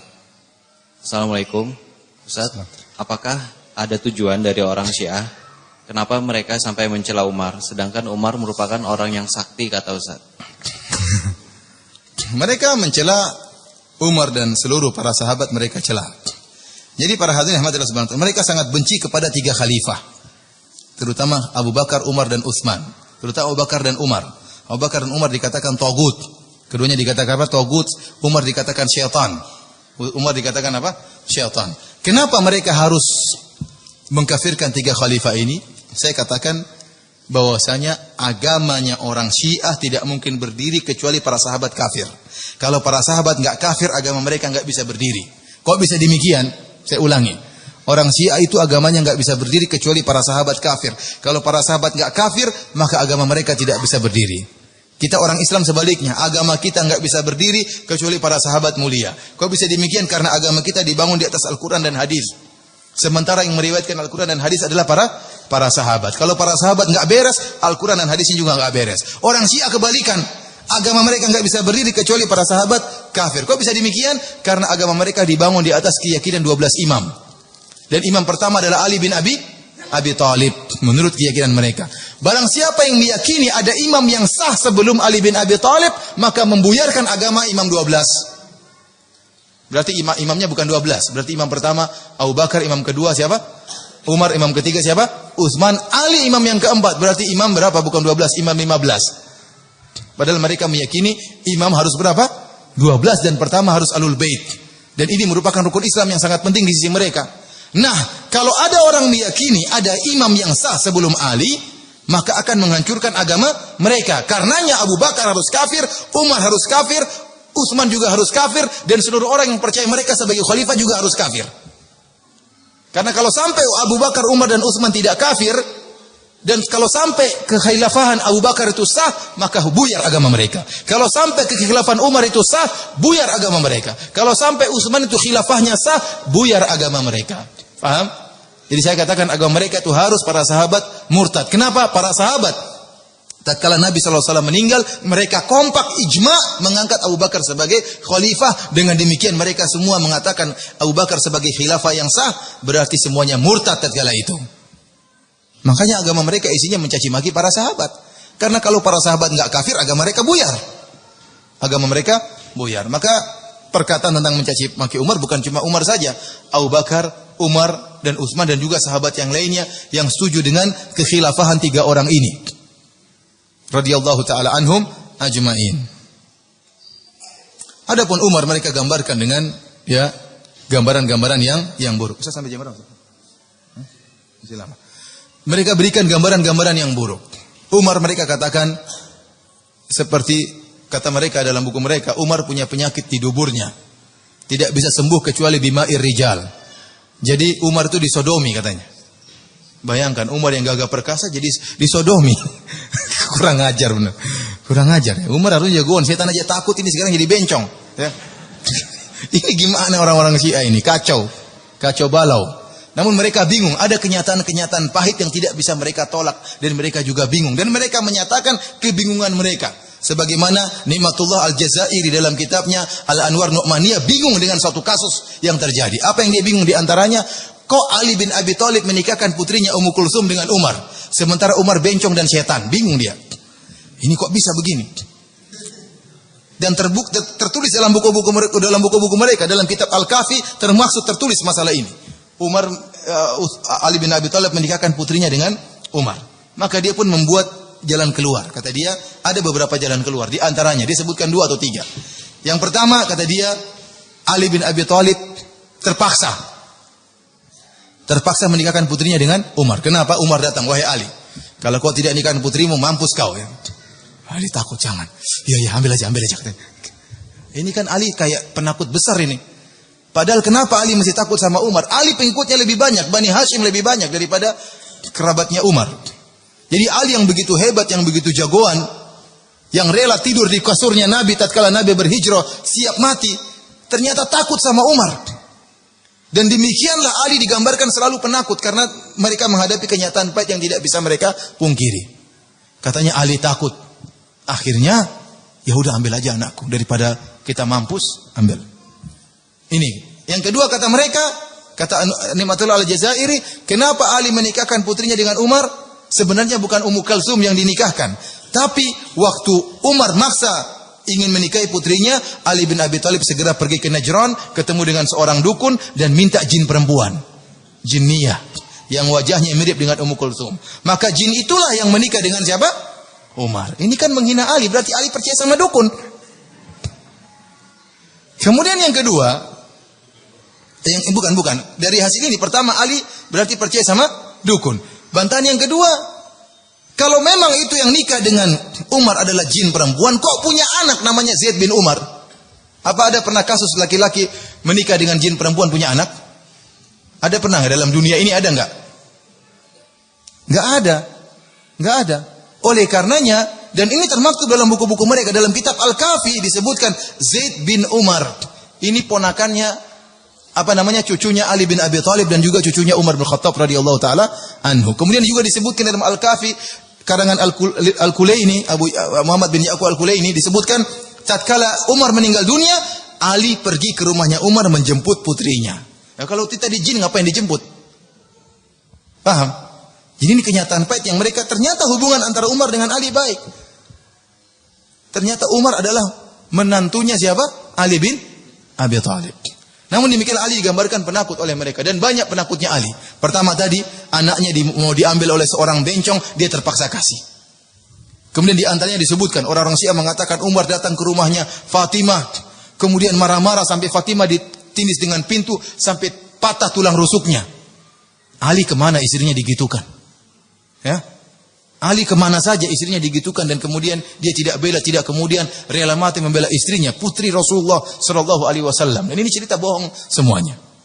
Kemudian di antaranya juga disebutkan dalam buku-buku mereka, dan itu semua saya sebutkan dalam buku saya 33 Banyolan Akidah Syiah. Bagaimana Ali membaiat Abu Bakar, bagaimana Ali membaiat Umar, dan bagaimana Ali membaiat Utsman. Ali membaiat. Mereka bikin riwayat. Sebenarnya Ali tidak mau, namun para sahabat bawa tangannya. Ayo Ali, cepat Li. Akhirnya aja terpaksa. Kata mereka Ali terpaksa. Bayat apa? Kenapa tangannya dipaksa? Sebenarnya tidak mau dia, tapi karena dipaksa akhirnya dia gini juga. Ini semua beralih karena penakut. Kemudian juga yang menakjubkan, Ali punya anak-anak dengan nama Abu Bakar, Umar dan Utsman. Ya ikhwan, kalau kita punya anak, masa kita kasih nama Josbus, kita kasih nama Fir'aun? Ya. Nggak mungkin. Kita akan kasih nama dengan nama orang-orang yang soleh. Kalau memang Abu Bakar dan Umar adalah taugut dan syaitan, masa Ali menamakan anak-anak mereka dengan nama tersebut? Kata orang Syiah, itu siasat dari Ali. Karena dia takut. Mana anaknya jadi korban? Oleh karenanya Ali yang pemberani digambarkan penakut oleh orang-orang Syiah. Dan demikianlah saya katakan agama mereka dibangun di atas mengkafirkan para sahabat. 12. Masih ada lagi bertanya? Ya Ustaz, masih dari Radio Gema Madinah FM Martapura. Assalamualaikum warahmatullahi wabarakatuh. Waalaikumsalam. Ustaz, apakah boleh kalau kita membaca Al-Quran sebagai amal soleh atau rutin, sekaligus kita niatkan juga sebagai ruqyah untuk diri sendiri? Mohon penjelasan dari Hanafi di Banjarbaru. Boleh. Seorang kalau dia merasa dirinya sakit, ya, dia sakit. Jadi ruqyah itu bukan cuma untuk ngobatin jin, ya. Orang sekarang ruqyah identik dengan apa? Dengan jin. Padahal tidak. Ya, orang sakit hati juga.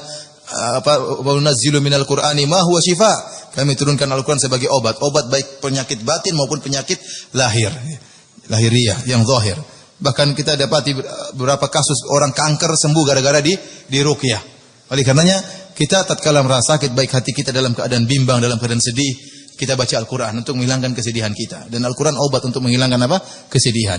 Kedemikian kalau kita sakit, kita baca dengan diniatkan amal soleh dan juga diniatkan untuk berobat, maka ini diperbolehkan, tidak mengapa. Sering saya katakan tadi, jangan sampai kita baca Quran dengan niat-niat yang tidak disyariatkan. Seperti tadi, baca surat Yusuf supaya apa tadi? Supaya disukai oleh cewek.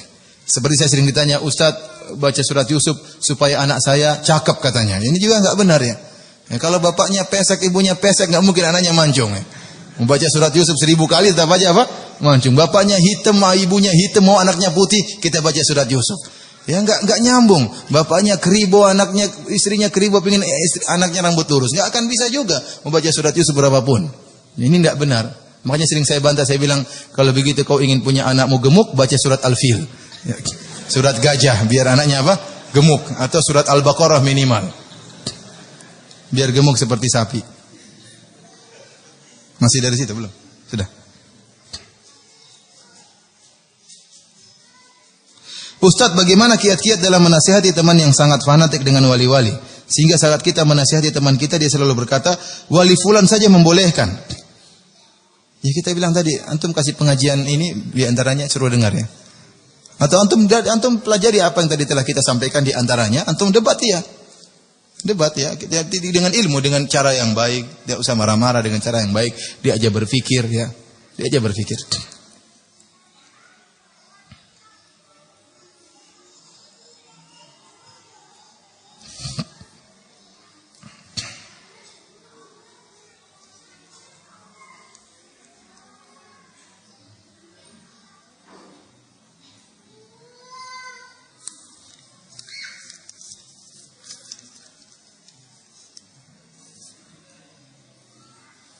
Apakah ada gelar wali dari golongan wanita? Waliyah ya.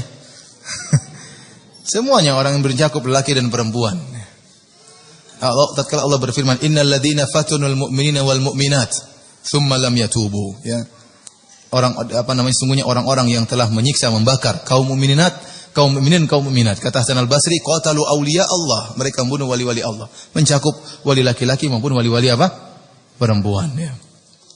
Semua orang bisa jadi wali dengan iman dan takwa. Namun wali bertingkat-tingkat.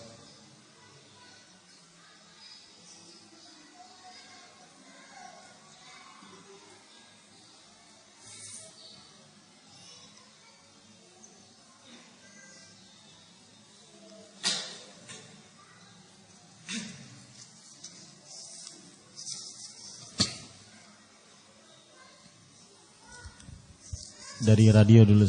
Ya, silakan. Ya Ustaz, pertanyaan dari Radio Gema Madinah FM Martapura.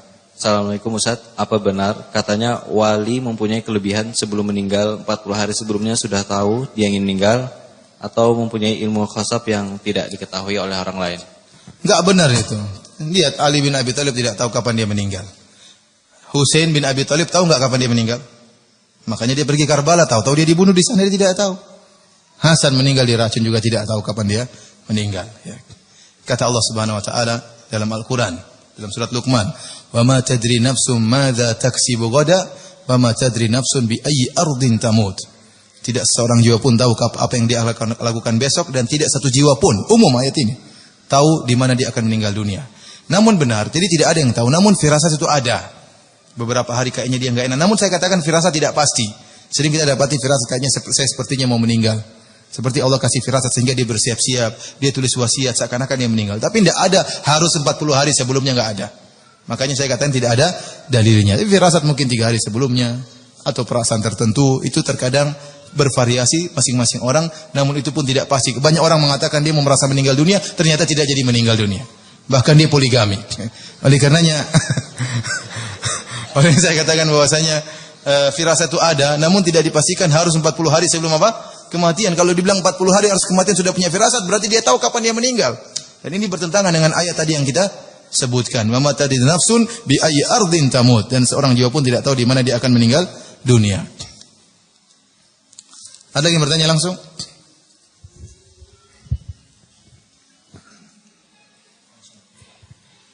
Assalamualaikum warahmatullahi wabarakatuh. Waalaikumsalam warahmatullahi wabarakatuh. Mohon pendapat Pak Ustadz, ketika di masyarakat itu ditemukan umpamanya jenazah yang sudah dikubur berpuluh-puluh tahun itu, kain kafannya itu tidak usang, malah tidak hancur, masih putih bersih.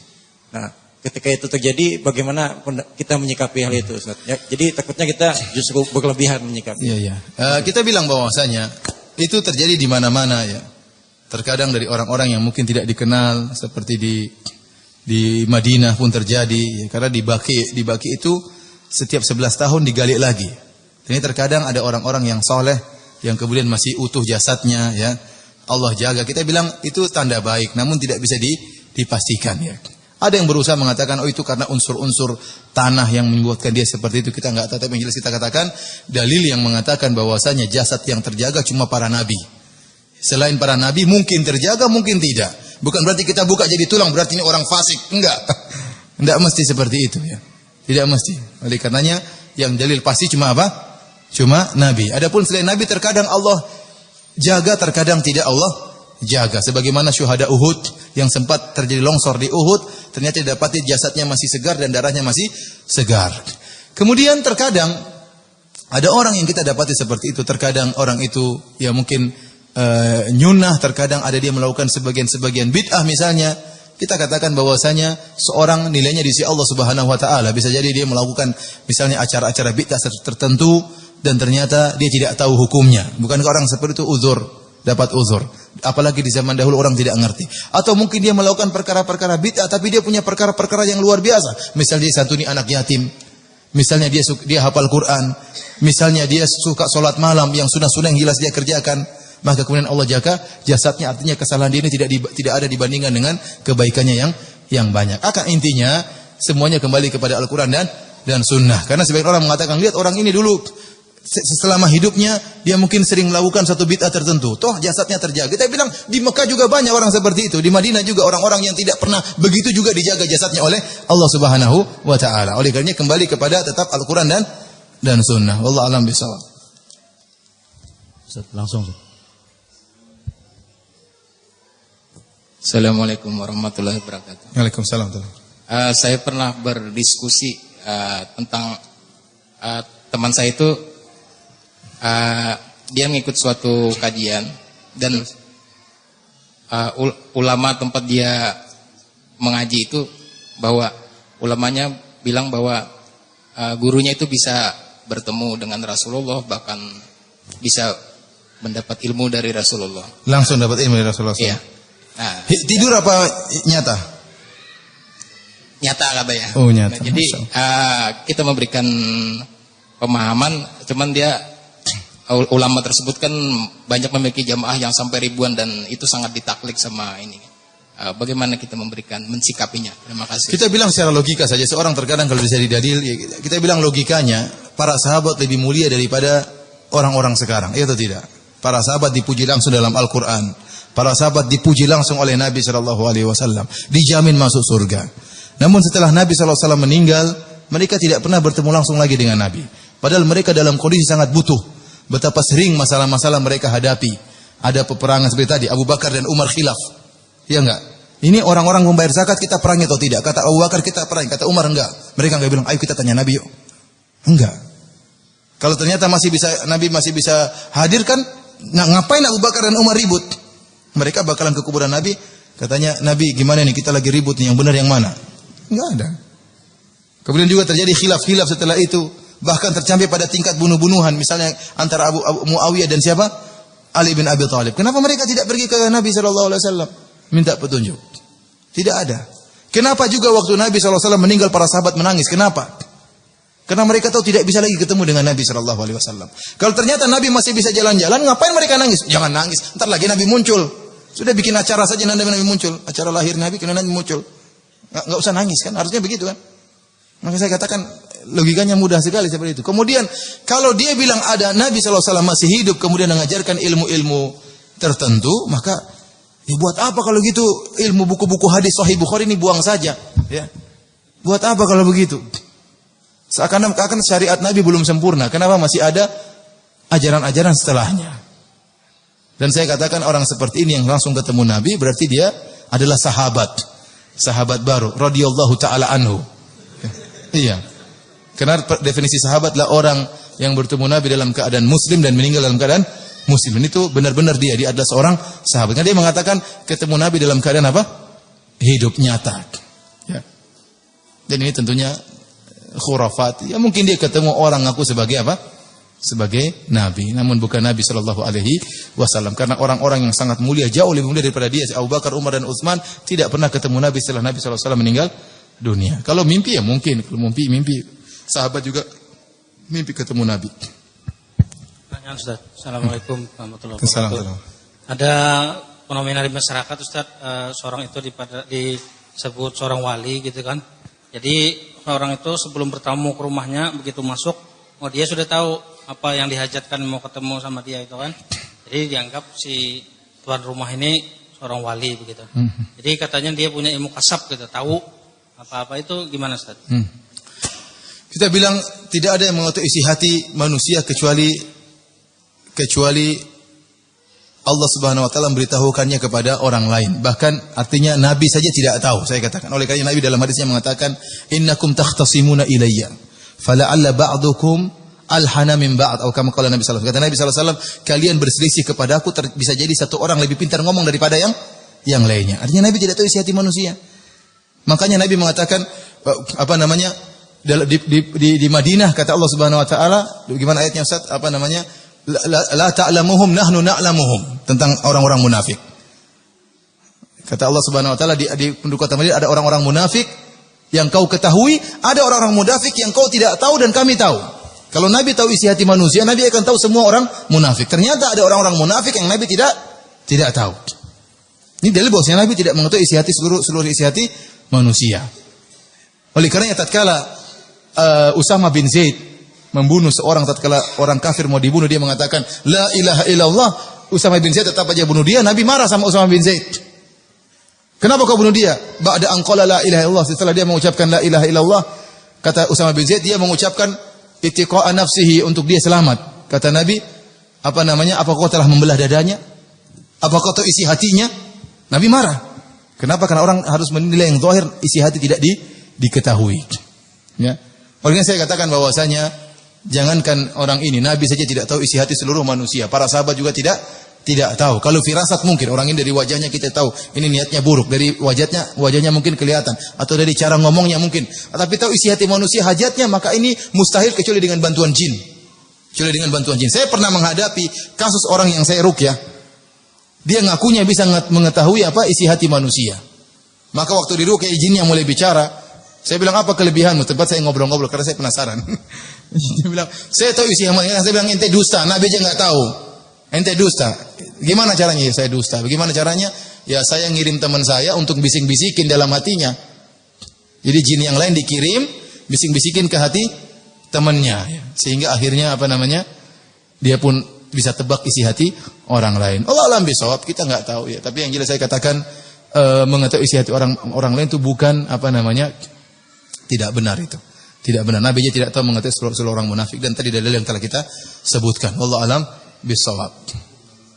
Nah, min ahli Madinah maradu 'alan nifaq la ta'lamuhum nahnu na'lamuhum. Itu orang-orang munafik ada yang Nabi tahu, Nabi tidak tahu. Ada orang munafik yang Nabi tidak tahu, dan cuma Allah yang tahu. Surat apa, Ustaz? Surat At-Taubah ayat 101. Antum buka nanti. Surat At-Taubah ayat 101. Seandainya Nabi tahu isi hati manusia, maka Nabi akan tahu seluruh orang munafik. Ternyata banyak orang munafik yang Nabi tidak tahu mereka munafik atau bukan.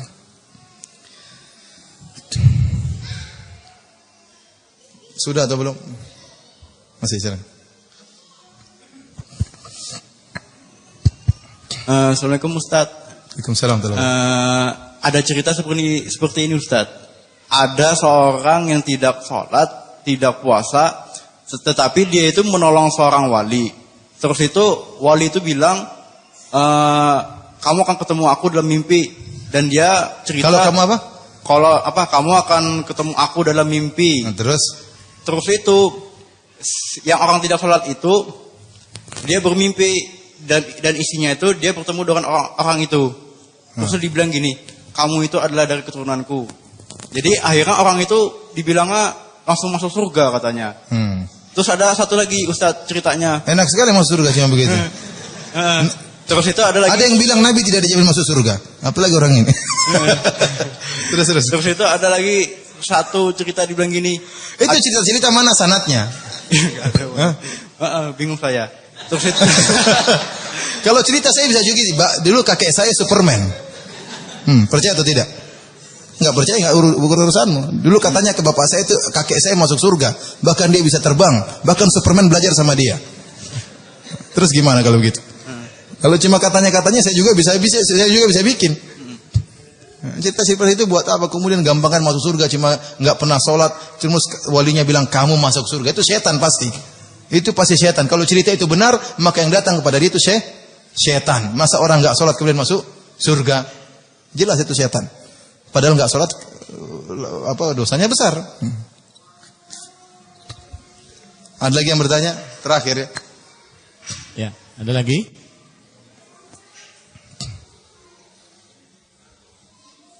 Tidak. Dari radio ada. Radio. Ada satu terakhir.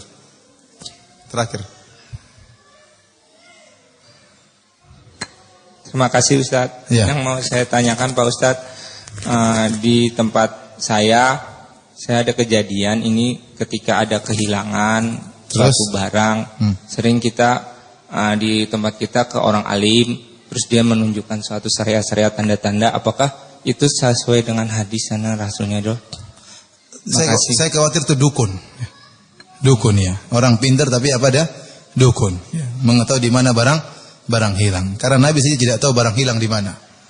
Cerita yang pernah saya sampaikan dalam hadis dalam Sahih Bukhari tentang waktu sebab turunnya ayat tentang tayamum. Kenapa?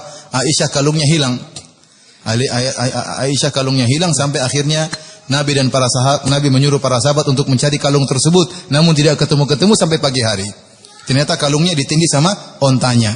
Ya, begitu ontanya berdiri baru ketahuan di manakah kalungnya. Masa semuanya tidak ada yang tahu? Nabi pun tidak tahu. Nah, ini dia tahu barang hilang di mana. Saya yakin bekerja sama dengan jin. Saya yakin bekerja sama dengan jin. Ya. Wallahu alam bisawab. Demikian saja mungkin Ustaz yang bisa saya sampaikan, kurang lebihnya saya mohon maaf. Wallahu ta'ala alam bisawab.